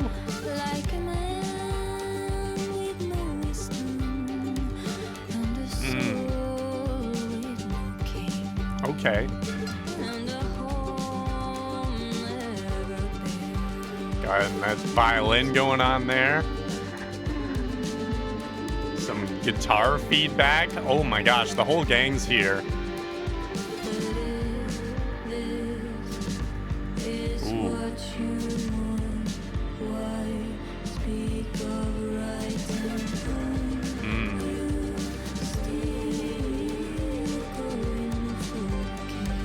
Ooh. Oh boy. Ooh. Ooh. We got some freaking like good, the bad, and the ugly type notes going on in the back there. She's just letting that rip. Oh, that's so cool. I love the sound of this song. I'm a sucker for some folksy vibes. Ooh. Ooh, we're getting heavy. This is some folk rock.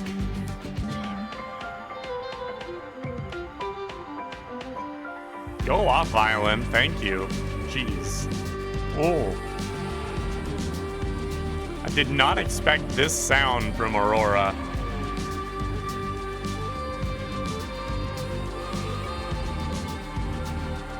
Ooh.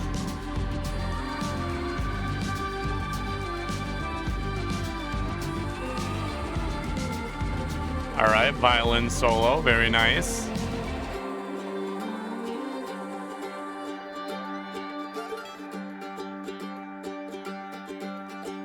Oof. Nice, get that kick going.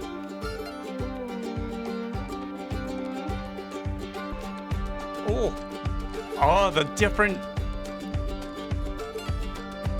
She's got so many, like, different, like, rhythmic things going on. Rhythmic things, also known as rhythms, going on in this song. And it's got that, like, sort of, that driving rhythm that you get from a lot of folk music. That I absolutely love, that sort of, like, doon dicka dicka doon dicka doon doon dicka doon dicka dicka doon dicka doon doon. Which is kind of what the banjo and the mandolin, I believe, are doing. And it's in that sort of like minor key that's very dramatic and also very cinematic. I'm trying to read the lyrics and piece together what this is about, and it's also this music is a great framework for like a character study and a conversation, perhaps with someone that maybe doesn't mean well for the other person. Sucker for a good violin solo.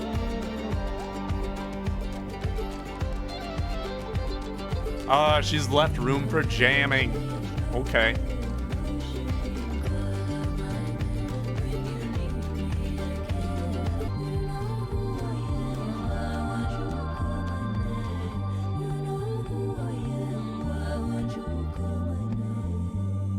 Oh.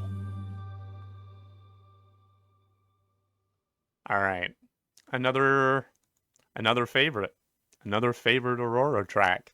We're collecting them in this album.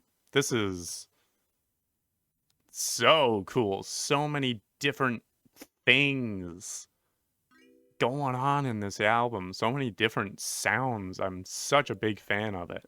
Okay, she said something during a concert in Kingston.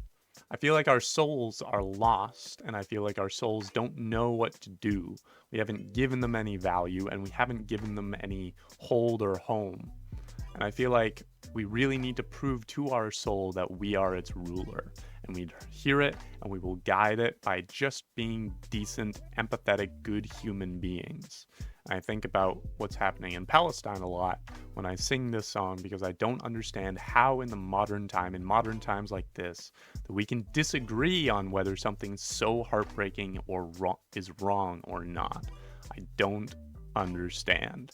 I'm with you there, Aurora. It is... I think that is sort of there's this element of emotional exhaustion that she's kind of been hinting at various points so far in this album, and I think so much of that emotional exhaustion is living in a world where not only do we have situations like the one in Gaza and in Congo, but that we have to try and argue the point that what is happening there is wrong. Like the fact that there's any kind of debate that what is happening is in fact bad and should be stopped is uniquely and unexpectedly exhausting. And it does make you question, like, what the... I think this is kind of where she's asking, what the fuck happened to the heart? Right? What are all our souls for if they're not to give us this awareness that something like this is wrong? Like, if we're not using our souls as a mental or moral compass to understand what needs to be done about things, what the hell is the point of, like, having a soul? Which is not to say that we then should not have souls. It's the thing of, like, we need to start using them. We need to start listening to, like, the idea of caring, right? It's so easy to just kind of fall into a rhythm of whatever's immediately in our periphery and let that just kind of put blinders on shit that also matters. It's so frustrating.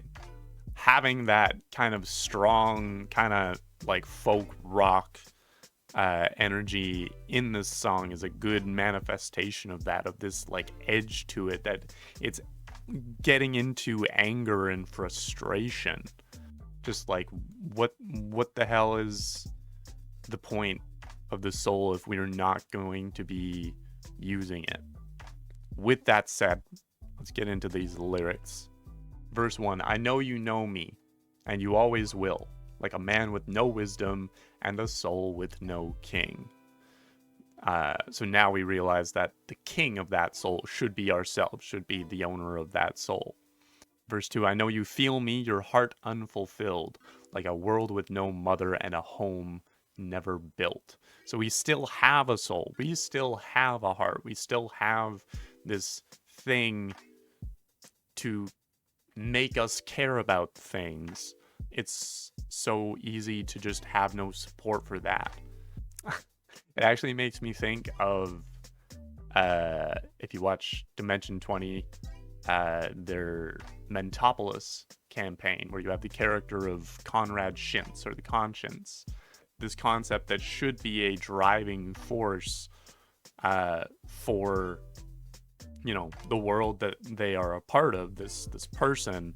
And yet in the campaign, Conrad is just this little like newsy kid, this little like homeless newsy that's trying their best to make a difference, but it doesn't feel like they're being listened to.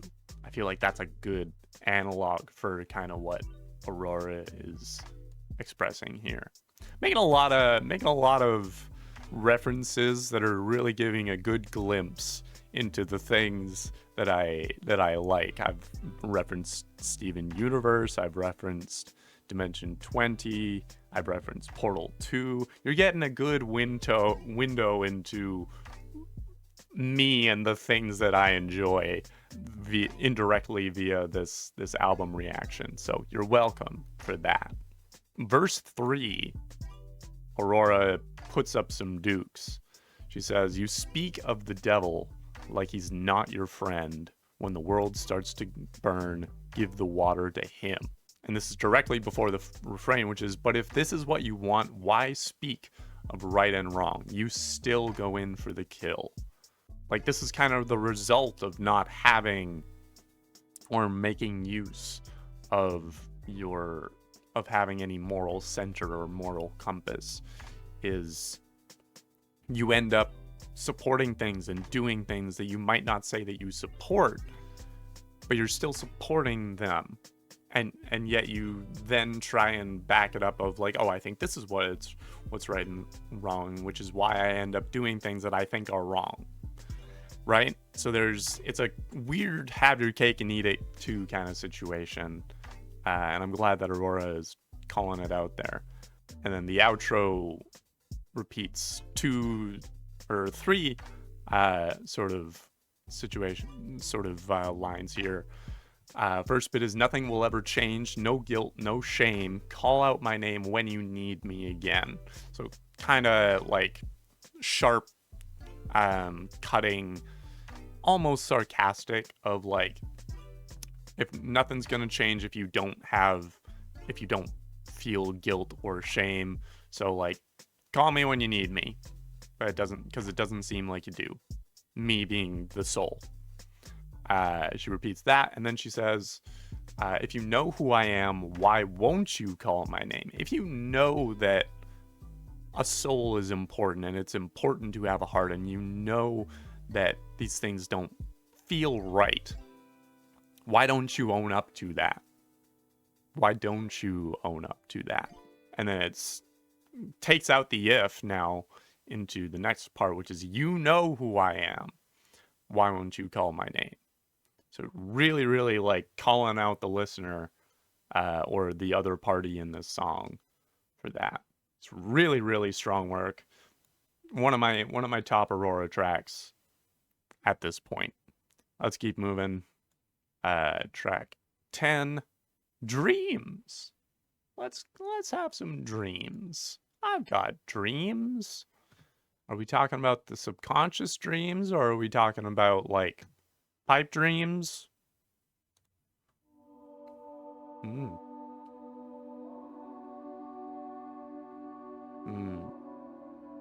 Maybe both.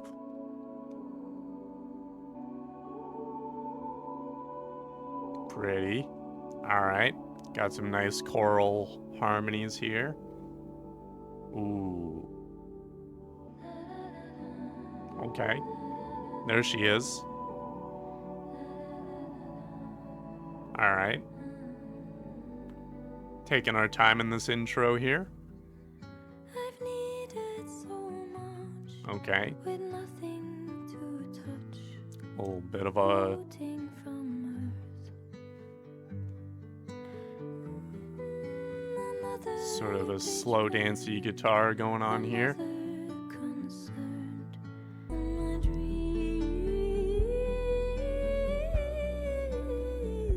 Pretty. Ooh. High notes. Okay. A little bit extra percussion there.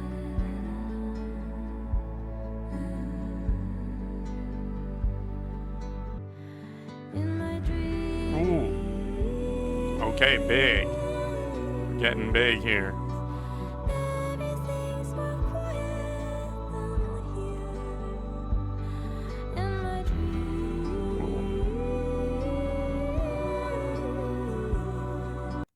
This is, so despite my praising of Aurora for the variety of sounds and genres that she sort of dips her fingers into, this, if you were to ask the version of Connor that had not yet listened to Aurora's music yet, if you asked him to describe an Aurora song, it would probably sound like this. It would probably sound a lot like this. Very atmospheric, dramatic, sort of ethereal, very pretty, but not necessarily a lot of momentum, not necessarily as much hold on a rhythm as sort of atmospheric and melody based. This is pretty, but I think if this was most of what Aurora's music sounded like, I don't think I would be nearly as big of a fan as I am with the music that she has in fact made recently. Ooh. It is pretty though. Ooh.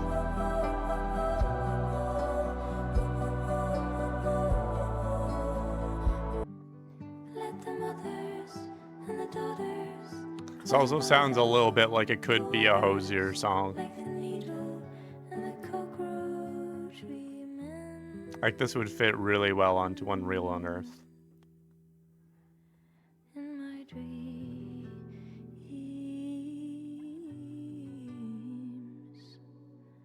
Everything's more quiet than here.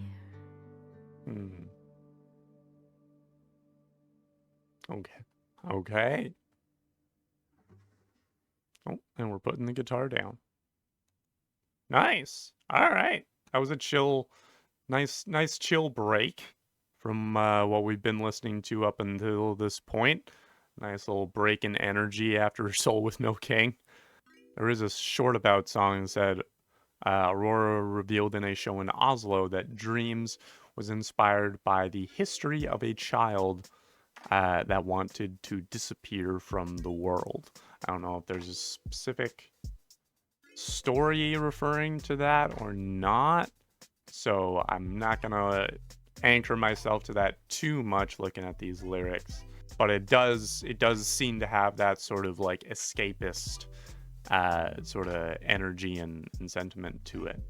I'll look at verse 1, chorus, and verse 2 because they seem to have some good meat to it.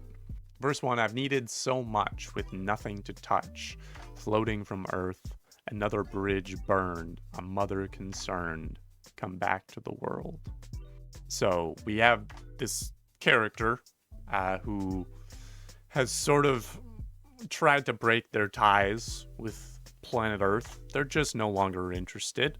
Mother is concerned, come back to the world. Maybe that's sort of part of the story that she was inspired by, of having this child's mother suddenly very concerned that her child has left Earth. But not necessarily left Earth, just left into the realm of dreams. Speaking of which, the chorus is, in my dreams, everything's more quiet than here. In my dreams, everything I feel disappears. So it is that escapism and that sort of chasing for reprieve to the point of numbness, with the whole thing of like everything I feel disappears. Which I get the appeal. I get it. I like feeling things. I don't want to have permanent loss of feeling, but I do sometimes get a little overwhelmed, get a little overstimulated, and sometimes a bit of that escape would be nice. Verse 2 has a lot going on to it, though. The night became new, and out of it grew a hymn of the pearl. Don't lie to yourself, don't lie to the world, don't lie to a girl. When your shadows were forgiven, I abandoned your religion, and I knew that I would never come back. So tired and so aimless, I traveled through the darkness, so my path would be impossible to track. There's a annotation on the shadows forgiven saying, in many religions, but chiefly in Christianity, all sins can be forgiven through confession. Specifically, we're talking about Catholic Christianity, is especially where this is a thing.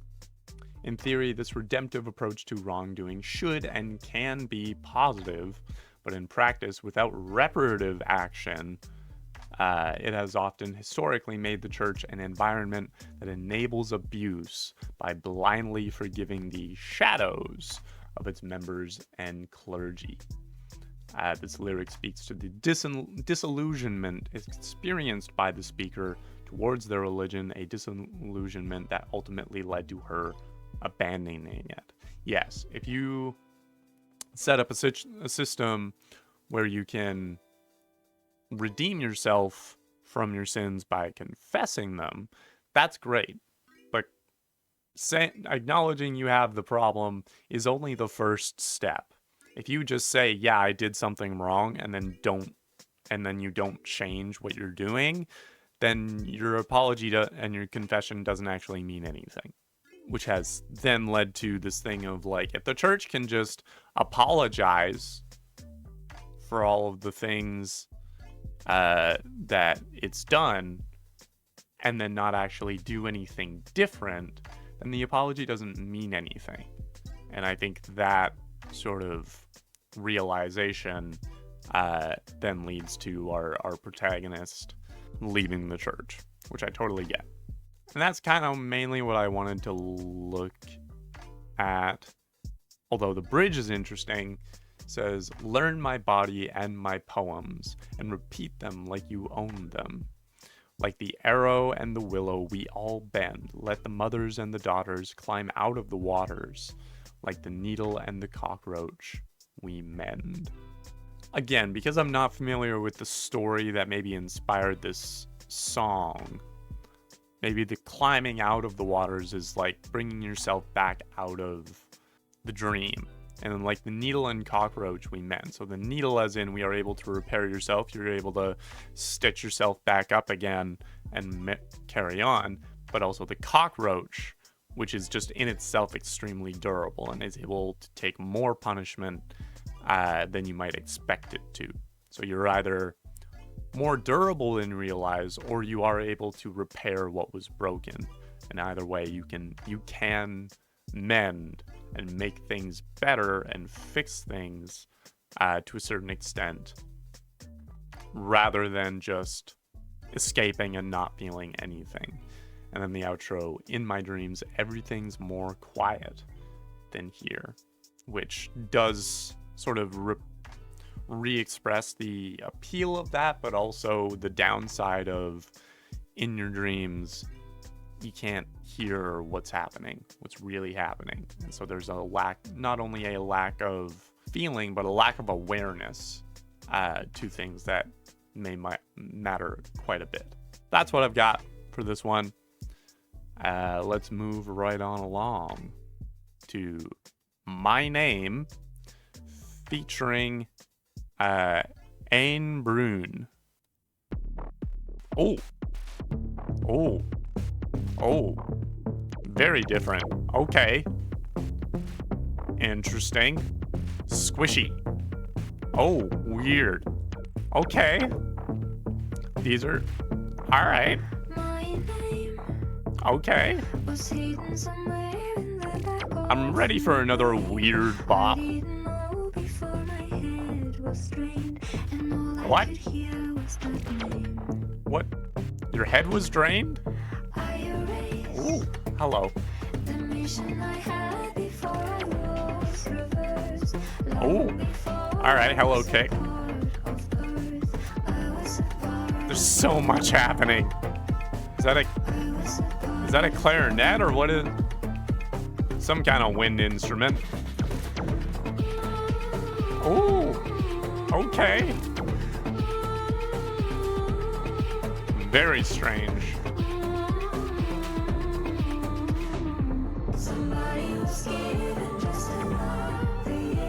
Jeez. What the hell are we talking about? Ooh.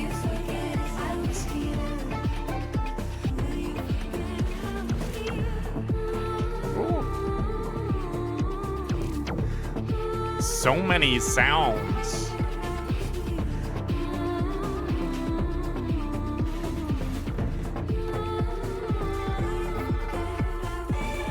Oh, okay.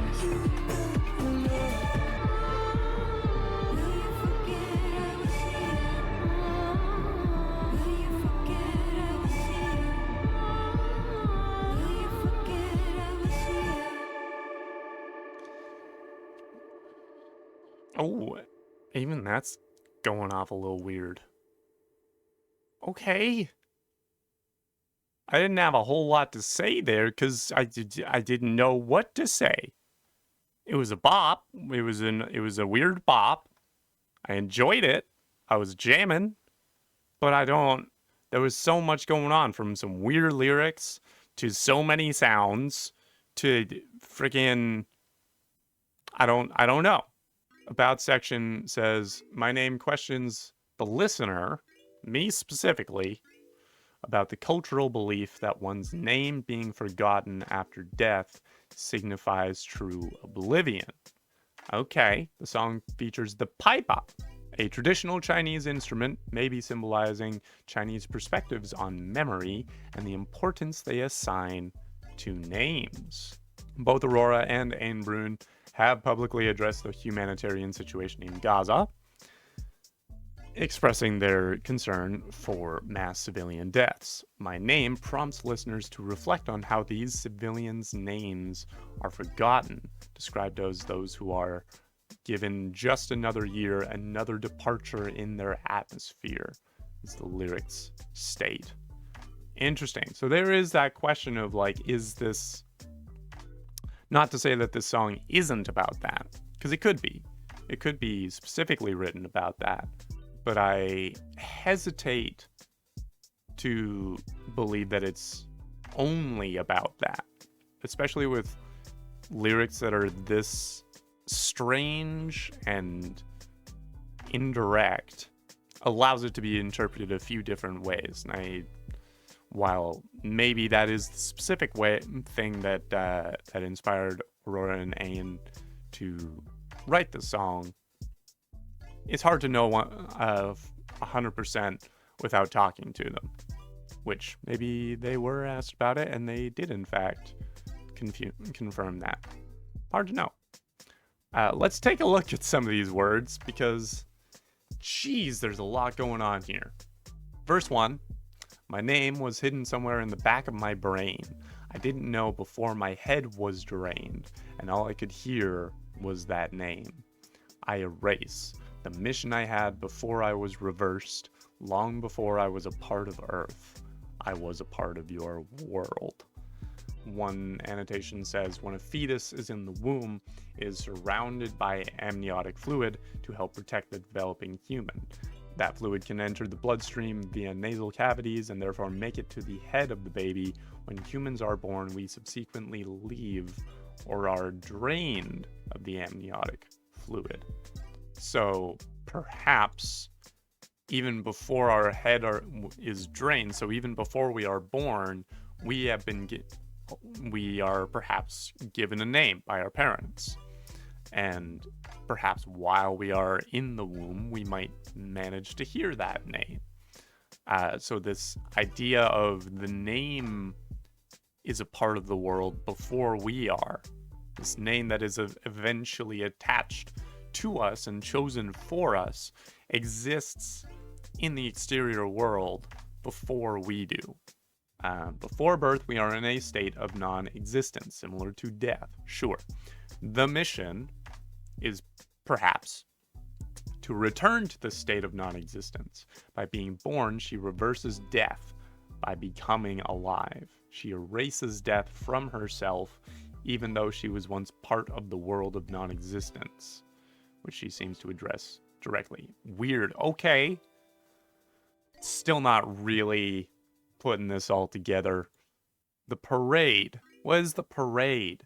Parade here may refer to life. She further elaborates on her idea of reincarnation by stating that the purpose of life is to teach us, organisms with mortality and self-annihilation coded into our cells, its own cyclical nature. We are nature / a spiritual component teaching itself that everything living must die in the end through a mortal experience. Okay. So the parade, an innocent way to teach a dying cell, you will eventually be eaten by yourself. Nobody asks for the help. And then it says, far away, somebody was given just another year, another departure in their atmosphere. Will you forget I was here? So this idea that life is about learning that you will die. Learning about the fact that just by existing in the world and breathing oxygen, we are slowly sort of burning ourselves away. And while we, for a time, have the ability to regenerate whatever has burned away and have a bit of a sort of ship Theseus situation going on there, at a certain point, that can only go for so long until we do sort of deteriorate away through those same processes that have been going on the entire time we've been alive. And then, yeah, far away, someone was given just another years. Far away, someone has had their time cut short. Another departure in their atmosphere. Will you forget that I was here? Sort of addressing that brevity and that fragility of life. And then attaching to that, like, if I am able to die that quickly and that shortly of notice, will anything that I was or did really last or stand the test of time? And then the bridge, don't give up, you got another. Don't give up, you bite the bullet. Don't give up, you'll be okay. Don't give up, we'll talk about it. Of, I guess, just coming to terms with death best by talking about it with other people. Just sharing in that common and really universal experience of mortality and kind of becoming comfortable and familiar with the idea that we are temporary beings is, I think, kind of what we're getting at here. That was one of the tougher ones to decode there, and I'm still not entirely sure that I did it justice. We're going to keep moving to track number 12. Do you feel? Do you? Answer. Do you feel? I feel. I definitely feel. I'm trying my best to feel when I'm able, but not too much. Sometimes I feel too much and I don't much care for it. But let's see what Aurora has to say on feeling. We've heard her thoughts on feeling so far. I'm down to hear more. Oh, hi.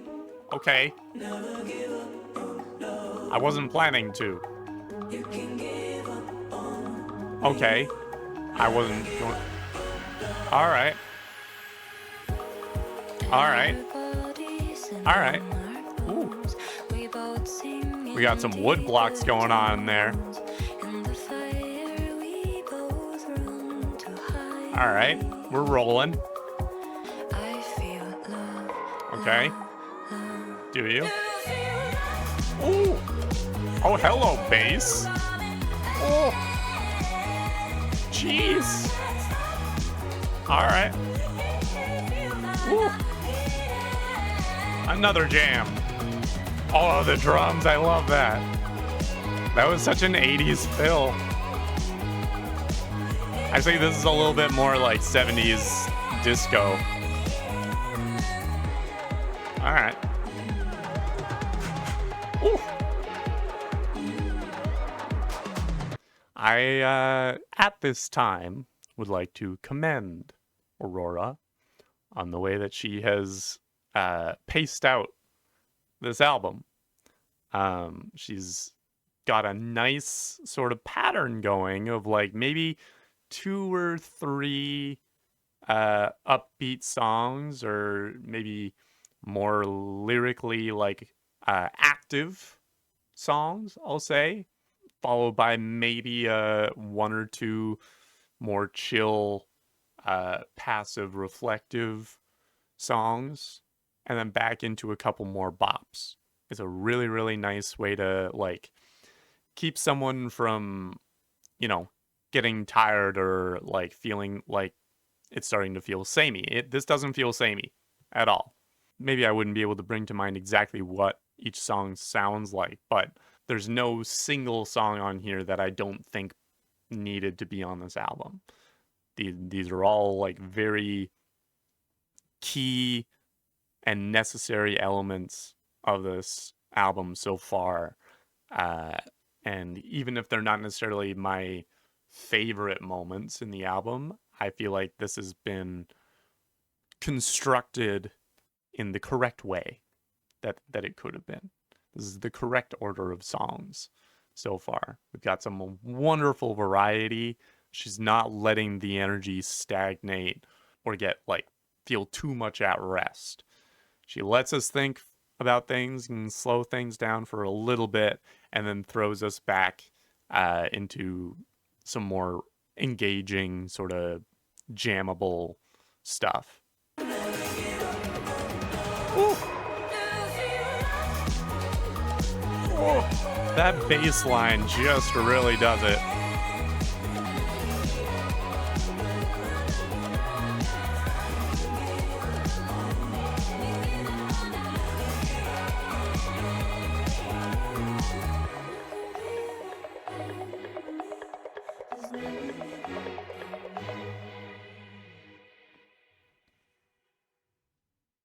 Cool.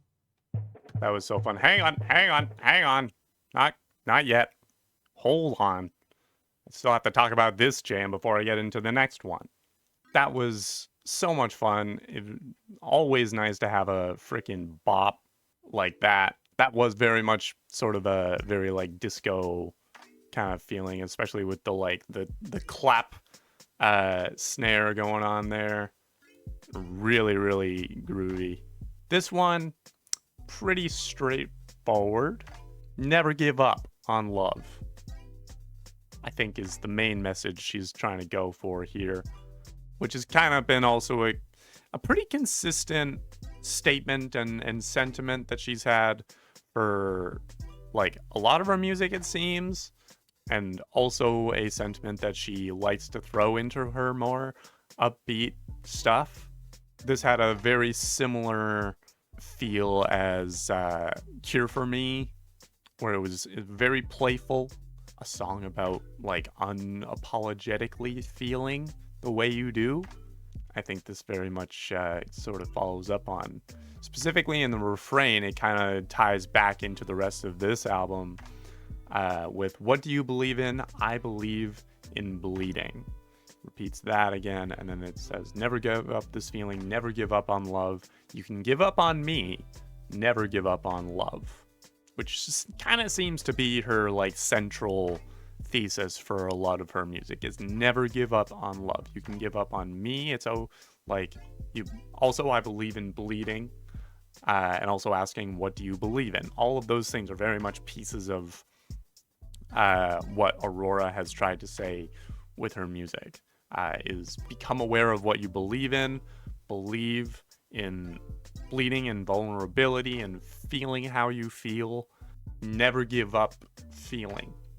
You can give up on her. She acknowledges that she is, an imperfect person, but never give up on loving and feeling and striving to keep that in who you are. This is really just a quintessential Aurora song. Like, this is, as much as I was talking about during Dreams, if you were to ask me now what an Aurora song sounds like, I would probably direct you to either Cure for Me or Starvation here as a pretty good example, among other things. Really, really fun stuff. Not a whole lot else to go on there. I like this first verse of "In our bodies and in our bones, we both sing and in deeper tones. In the fire we both run to hide, and you let the sun call my name, and we dance in her flames, so warm I feel love." Which is, just this like unadulterated image of being ourselves and being comfortable in ourselves, for better and for worse. We dance in the flames of the sun, being seen in the daylight as what we are. Really, really lovely stuff. Let's keep going. Track 13, Starvation. Unfortunately, might not be as upbeat or as bright and cheerful as the previous track was, but it's Aurora. She's been known to surprise me from time to time, and by from time to time I mean pretty consistently. So let's hear about this Starvation. Yeah. Okay. Weird. I miss the touch of human hands on my skin. Miss the Okay, weird meter going on here. beauty coming from within. Do I need to be torn just to see who will care? I sleep on the floor, dreaming my life away. Maybe it is in 4. Why Oh. do we have to die Ooh. for us to see the light? And we hunger for love. Okay. Why do we Ooh. touch the Ooh. night when we long to feel alive? And we hunger for love. Ooh. Come on, ooh. Okay, so it is in 4. It is still in 4. That weird, like, marching band snare rhythm there kind of throws you off from it, but I was able to kind of lock on to the 4/4 rhythm by paying more attention to Aurora's phrasing, and locking on to the kick that eventually came in. But it was cool that I couldn't necessarily tell the difference. Really, really fun choices right out of the gate here. Okay. Ooh. Yeah, you do. Okay. Okay, I love whatever that synth is doing. It's so weird. Oh, we're building. That's a classic build right there. Oh! We're in the freaking club now.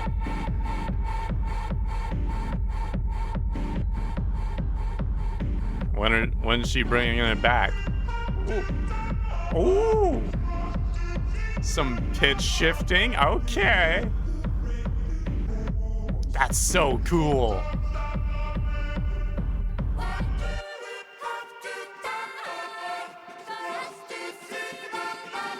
Oh my gosh.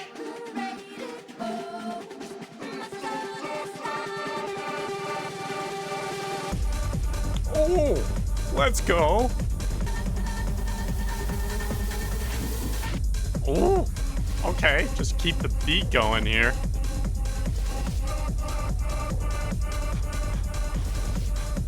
Jeez. Whoa. Okay. Wasn't necessarily expecting it to end that way, but okay. I think this is pretty quickly becoming my favorite Aurora album. This is spectacular. Aurora has stated, "Our souls are starving because AI is taking over. Good. Aurora's tackling AI. And in that battle, AI does not stand a chance. Art is being replaced by computers." Is maybe not the most eloquent way of putting it, because you can make real art with computers. Following into the next point, which is that Aurora said she was inspired by Germany's techno scene to create this song. I very much hear that. In the 90s, Berlin was known for its underground rave culture. Aurora also stated, "I'm a very big fan of the Prodigy and Underworld and Chemical Brothers." Listen a bit to the Chemical Bros. "I think that kind of music is very cool." The song addresses the disconnection modern life imposes on humans. Yeah, it's interesting. So, the point of art is being replaced by computers is a cool contrasting point with the inspiration for this being techno music, which so much of that music is born from like the emergence of computers and technology being more heavily used in music making, right? There's a cool kind of like counterpoint going on there, but the lyrics of the song very much line up with that. Verse 1, "I miss the touch of human hands on my skin, miss the rush of beauty coming from within. Do I need to be torn just to see who will care? I sleep on the floor, dreaming my life away." Chorus, "Why do we have to die for us to see the light?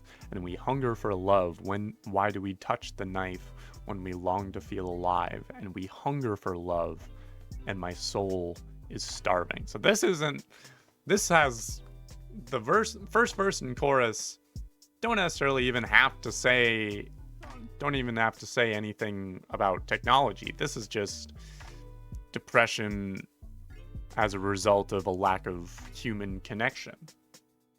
She maybe gets into sort of the technology involved aspect of that lack of connection, but right now we're just having a bad time, and the only way that we are able to feel anything is harming ourselves. It's just a lack of physical contact from another human being that can in fact be a bad thing to be suffering from. That's a real thing to deal with. Then in verse 2 we go, "Come on over, take a bite of the last apple here on earth. Will the virtual mind become stronger than mine? And when my ego dies, will I stay here forever? When the web crashes down, will my life be better?" Which I think is a question, that last line is a question that we've been asking ourselves for a large part of the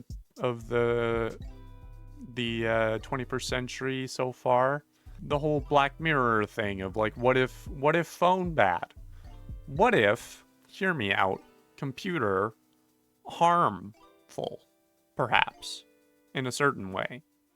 And that there is that thing of like the web has developed in its way towards creating connections between people that would not otherwise be able to meet in person, and those connections are not a bad thing. Unfortunately, because we now have this more virtual world of connection, a lot of that has taken so much precedent over physical connection and person-to-person interaction. And this isn't meant to be a, like, you know, kids get off my lawn, all you are stuck on your computers thing. There is this, like, anxiety that has been created around person-to-person interaction that has been pushing people to prefer online interactions over face-to-face, because it's, in a lot of ways, it's less dangerous, it's a lot less risky. If things fall through, then it wasn't quite as much of a intimate connection than it might have been if you knew each other in person, right? It's safer, it's less risky, and for that reason, people have started to rely on that rather than risk the extra hurt of real, tangible, physical relationship. So when the web crashes down, will your life be better? It's not a yes and no answer. Because on one hand, there's a lot of good things to the internet. There is. Like, we like to complain about it, as we should. And there are countless valid reasons to complain about the internet's impact on culture. But there are also some good things that have happened. And I don't think it's a black and white thing of, like, my life will definitely be better when the web crashes. Maybe there's a net good of it, but I don't think that should discount the fact that a lot would be lost if the web were to crash. I feel like there's not, that feels like really the only reference to technology in this song really talking about AI. I don't know if AI is really the main character in the song. I think this is more just about technology's role in isolation. This doesn't feel like a commentary on AI's impact on art, and is more a commentary on technology's impact on human connection than anything. So in that way, I disagree with Aurora. Maybe that was the intent for this song, but I don't think that it's communicated very well. I'm not going to say that the song actually means a different thing than what she necessarily had in mind for it. I'm saying that if she was meaning to talk about AI, that's not communicated as well as maybe she intended it to. I think the idea of the song addressing the disconnection that modern life has imposed on humanity, that's much more clear. That's all I'll say for that. Let's keep moving to track 14, The Blade. Getting back into some violence here? What are we using this blade for? What do we need a blade for? Oh, that's immediately foreboding. Okay. We got that bass guitar going in there. Okay. Ooh. Interesting beat. Very crispy. Oh, that's a hot, okay. That was a high note to start on. Okay. Jeez.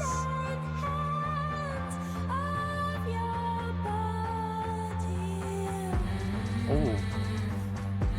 Cool.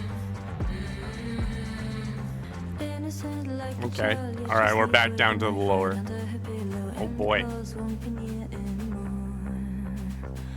Paralyzed in denial, ever changing. Will she be the same? Ooh. See a shame on the wall, on the cross in the night. Nobody remembers. All right. It's feeling a little half-timey, but they're not committing fully to the halftime. still feel the rage. Okay. Okay, full time now. Truth becomes your grave.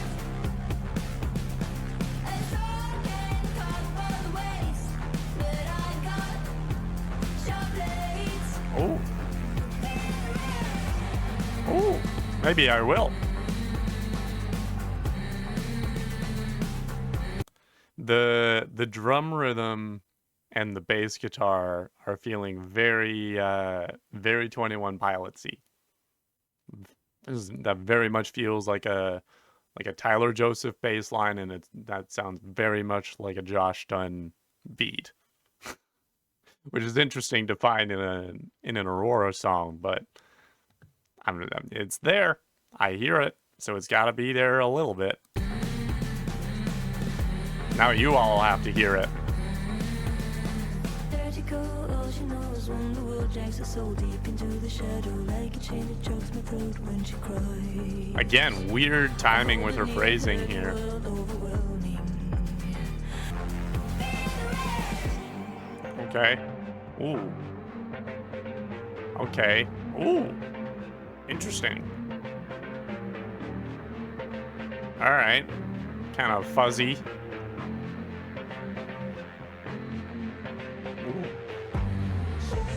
Ooh. Okay. Oh, we're building. We're building.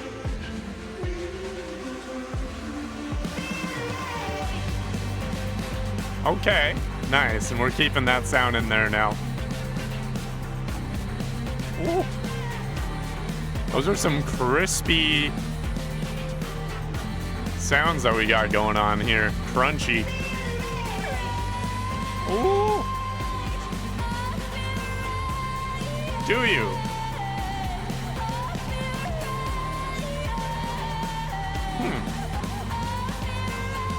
She's going for it.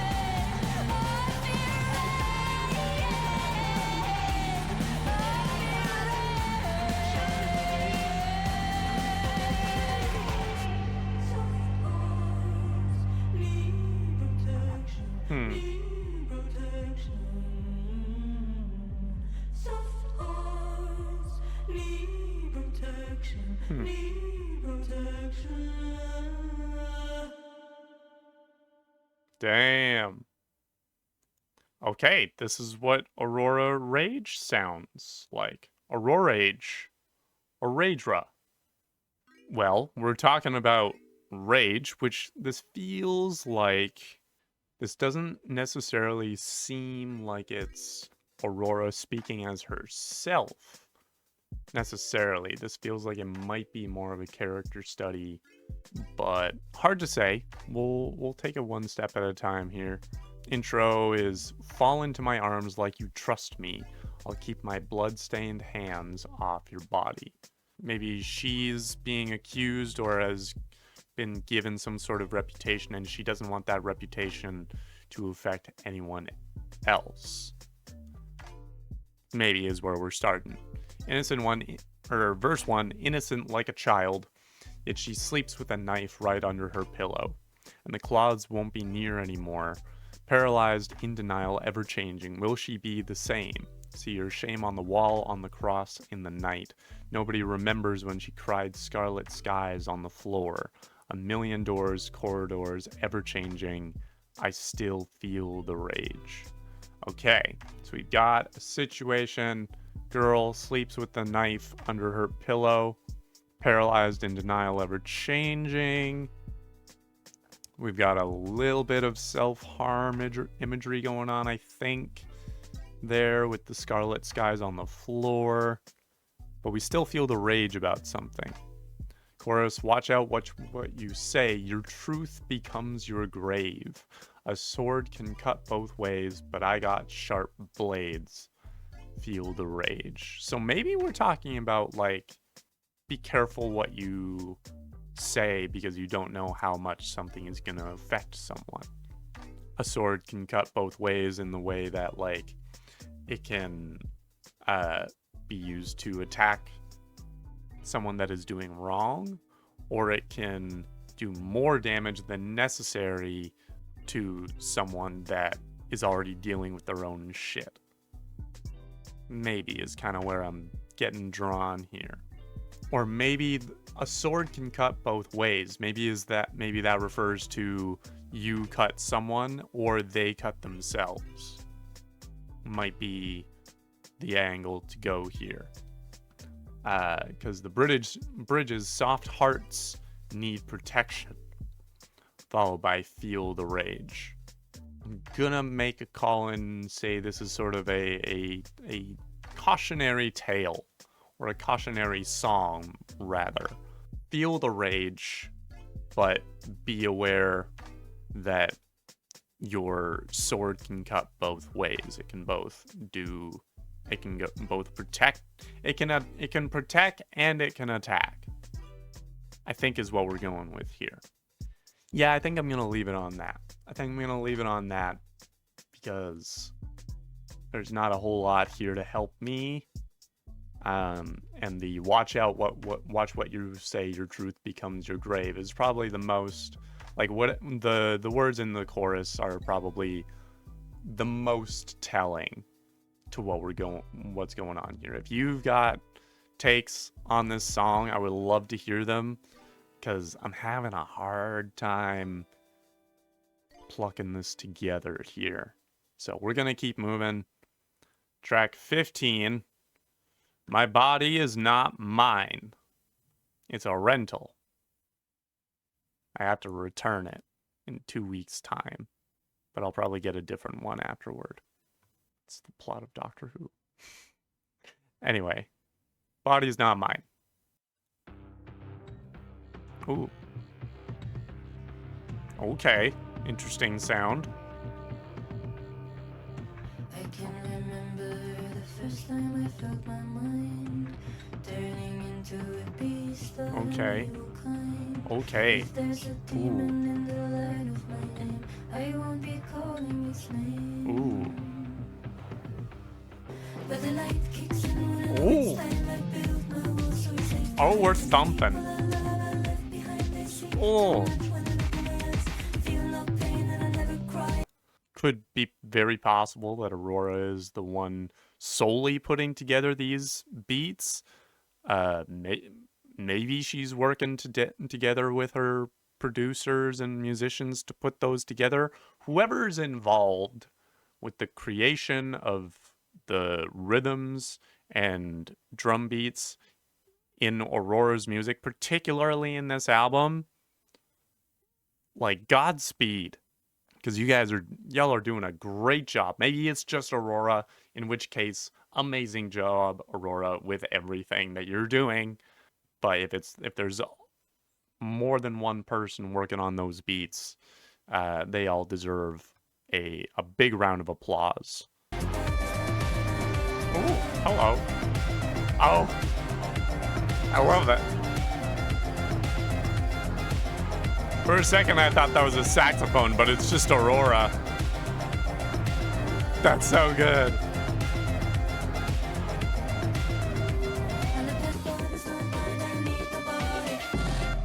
Oh, I love that. Ah.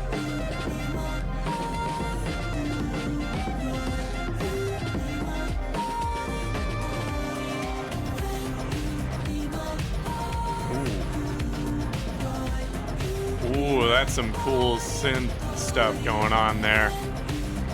Ew.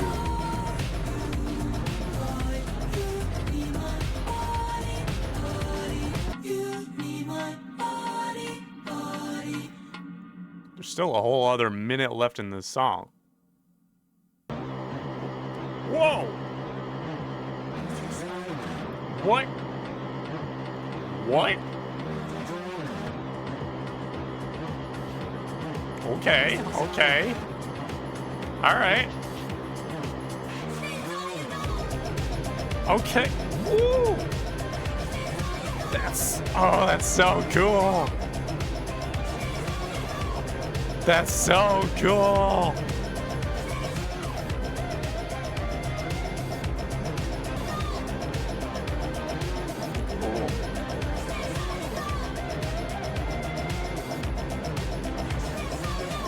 Oh my gosh. She can't keep getting away with it. But she absolutely can. She absolutely can keep getting away with it. And I'll be here every time she does. Massive fan of that song. That went so hard. And I'm so, oh my gosh, so many hits on this album. She just keeps going. Like, none of this album is like, it's not front loaded, it's not back loaded, it's just loaded. It's just a loaded album. 16 songs that slap in one way or another. You can have a mellow song slap. I'm telling you right now. You can have a quiet song that slaps. Don't let anyone tell you different. Aurora's song, My Body Is Not Mine, delves into the complex relationship between the self and the physical body, exploring themes of alienation, identity, and the struggle for self-ownership. The lyrics paint a vivid picture of a person who feels disconnected from their own body, as if it belongs to someone else or is controlled by external forces. The song also touches on the idea of inner demons and the battle within one's mind, the conflict of the mind, you might say. Aurora sings about a beast of a new kind and a demon in the light of my night, which can be interpreted as metaphors for mental struggles or personal challenges. The repeated refrain, my body is not mine, underscores the feeling of losing control over one's own existence, as if the body is merely a vessel for a troubled soul. This theme is further emphasized by the plea, will you be my body, which suggests a longing for connection and understanding from others. The song's exploration of the disconnection between mind and body invites listeners to reflect on their own experiences of alienation and the quest for self-acceptance. A lot to go on there, but we're mainly talking about disconnect from the soul and the body, and a lack of agency created by that disconnect. So yeah, we got verse 1. I can remember the first time I felt my mind turning into a beast of a new kind. If there's a demon in the line of my aim, I won't be calling its name. I would stare at the back of my hand for days, reading the wisdom written up for me in my veins. If there's a demon in the eye of my soul, I won't be letting you know. Yeah, this is talking about like a mental struggle. Maybe you have a moment of like having an anxiety attack, or you're too depressed to really like do anything with yourself and your body just won't let you leave. I get this thing where if I get really anxious and I don't know how to get out of that, wherever I'm sitting, I am going to stay put there no matter how much I want to leave. And I will just stare into middle distance and just kind of shut down. I'll go nonverbal. Maybe I'll be able to pull out my phone and like doom scroll a bit. But I'm not moving from that spot until I just kind of write it out. I won't be in a good mood afterwards, but maybe I will let enough time pass that I can bring myself to move. And there's a little bit of that in the thing of like, I felt my mind turning into a beast of a new kind. Like whatever I'm working with mentally is feeling disconnected from what I, Connor, want to do. And I just have to accommodate this brain that is unfortunately controlling the physical aspects of my body. And I just have to, succumb to that to a certain extent until it rides itself out. And you don't necessarily have that luxury in all cases.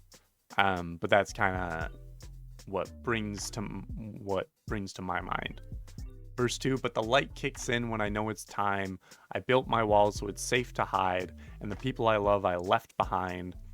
They see too much when they look in my eyes. Feel no pain, and I never cry. I bleed no blood, and I'll never die. My body's not mine. Body's not mine. Body's not mine.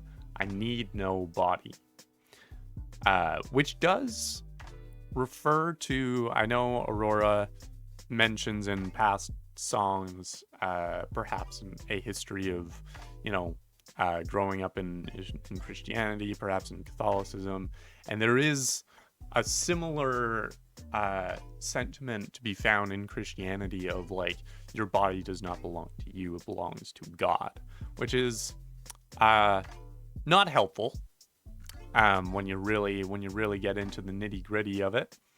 It simply means that you have just that much less agency over your body. The problem is not that my body needs to belong to the right person other than myself. The problem is that I am not in control of things, and I don't have a way of reclaiming that. When you need my heart, you cry, you need my body. Kind of talking about how, like, maybe you need my body, so if we can trade, or if I can assume control of things or help you along, then I can assist in the regaining of your autonomy in your own body. I think that's kind of the main thing that we're looking for here, is not to simply shift autonomy to another source of control, but to facilitate the process of regaining control. Maybe that's kind of what she's talking about here. She does say, written in cold and blood, heavy as a Bible, feel no pain and I never cry. It is that, like, maybe bringing in that Christian thing of, like, my body doesn't belong to me and that's how it should be, and that idea weighing heavy as a Bible on her. Maybe.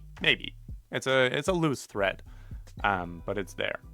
But yeah, mainly the thing of, like, expressing the occasion of, like, feeling that loss of control, and rather than shutting people out of that, as she talks about in verse 2, allowing people into that and helping them offer their bodies to assist yours, to regain your own control.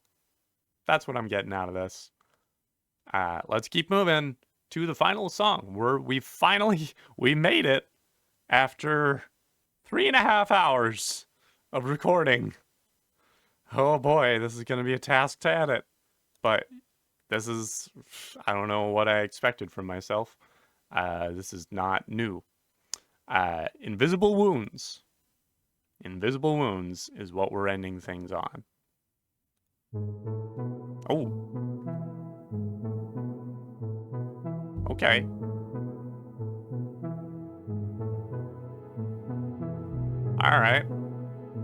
Alright, starting in slow.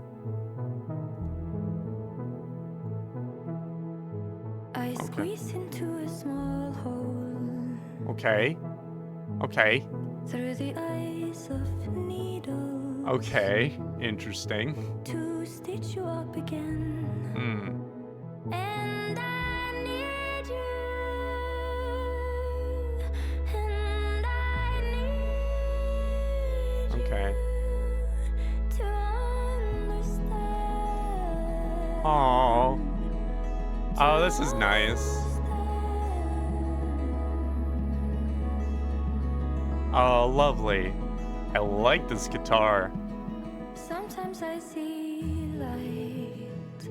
Okay. All right, this is the energy. It's only fantasy. I know the best I can. Okay, we're dropping out. Isn't always good enough. Oh. It hurts to know I hurt you. Like I know it hurts for you to know you've hurt me. It's interesting in this bridge, because up until that, like, hurt me bit, that was it felt like she was singing very, very close to the mic. It was a very, very intimate sort of space that they had on the vocals here, and then as soon as it says to know you've hurt me, it kind of like spaces back out again, kind of almost zooms out. And now my blood yours. Okay. Okay. And life is slowly losing touch. Nice. How do we learn to tend to Okay. these invisible wounds our homes gave us? We both need to tend to the invisible wounds. Okay. All right. We got a minute left in this album to vibe out. Ooh.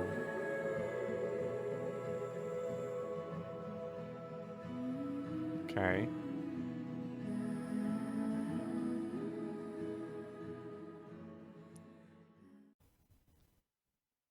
Hey, guess what? So, if you notice that something's different, that my hair is back and I'm super sweaty, that's because I just got back from band practice. You might be wondering, what the frick happened to the last track? What happened to the wounds? The last song? I recorded, or I thought I listened to the song and I gave my thoughts on it. And while the problem was my stupid goddamn external hard drive ran out of freaking space and stopped recording.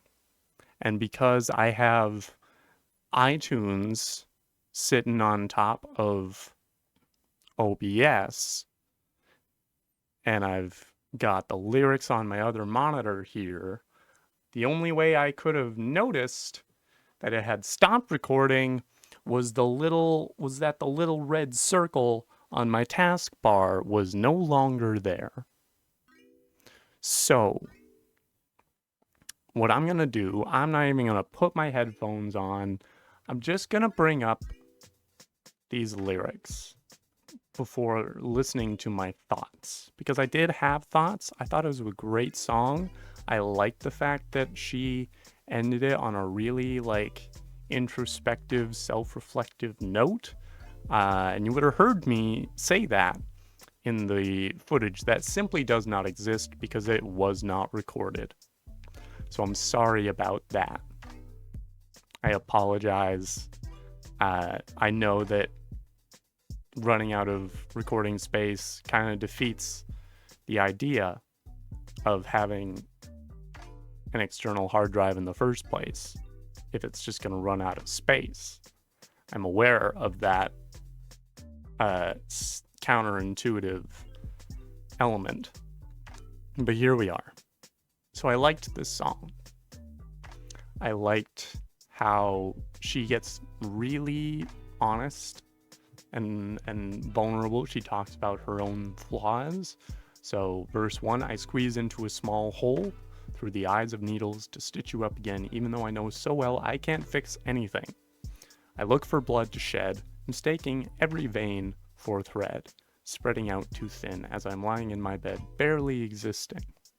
So she's talking about how she pushes herself through all these situations, and she applies herself into all of these things, trying to stitch them back up again, trying to fix as much as she can about whatever she can find that seems to need fixing. Even though she has learned at this point in the making of the album that she cannot fix anything.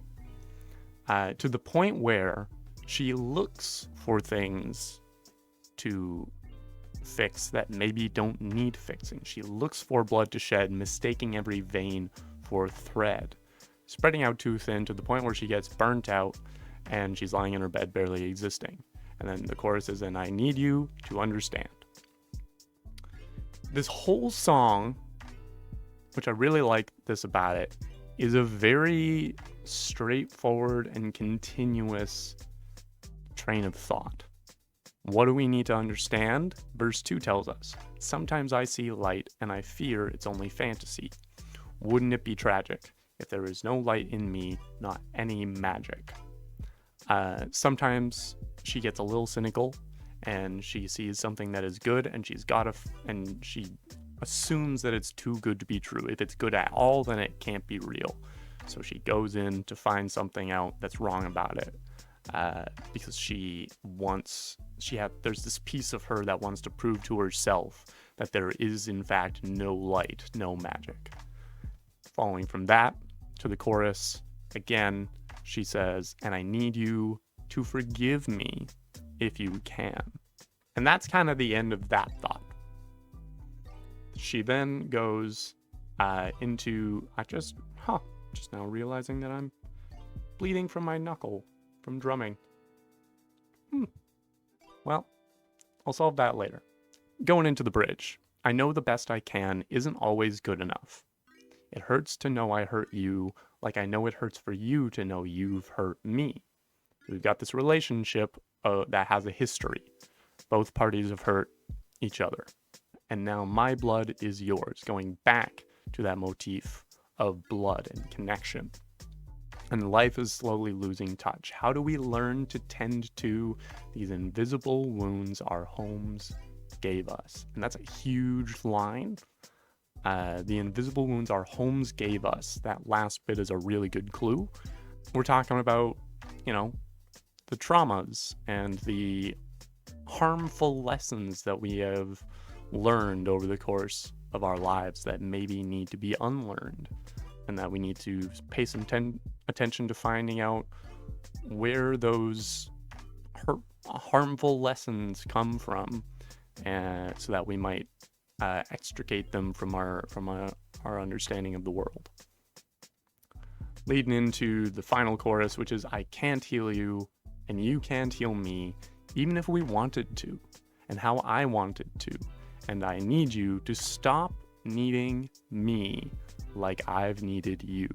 And we both need to tend to the invisible wounds.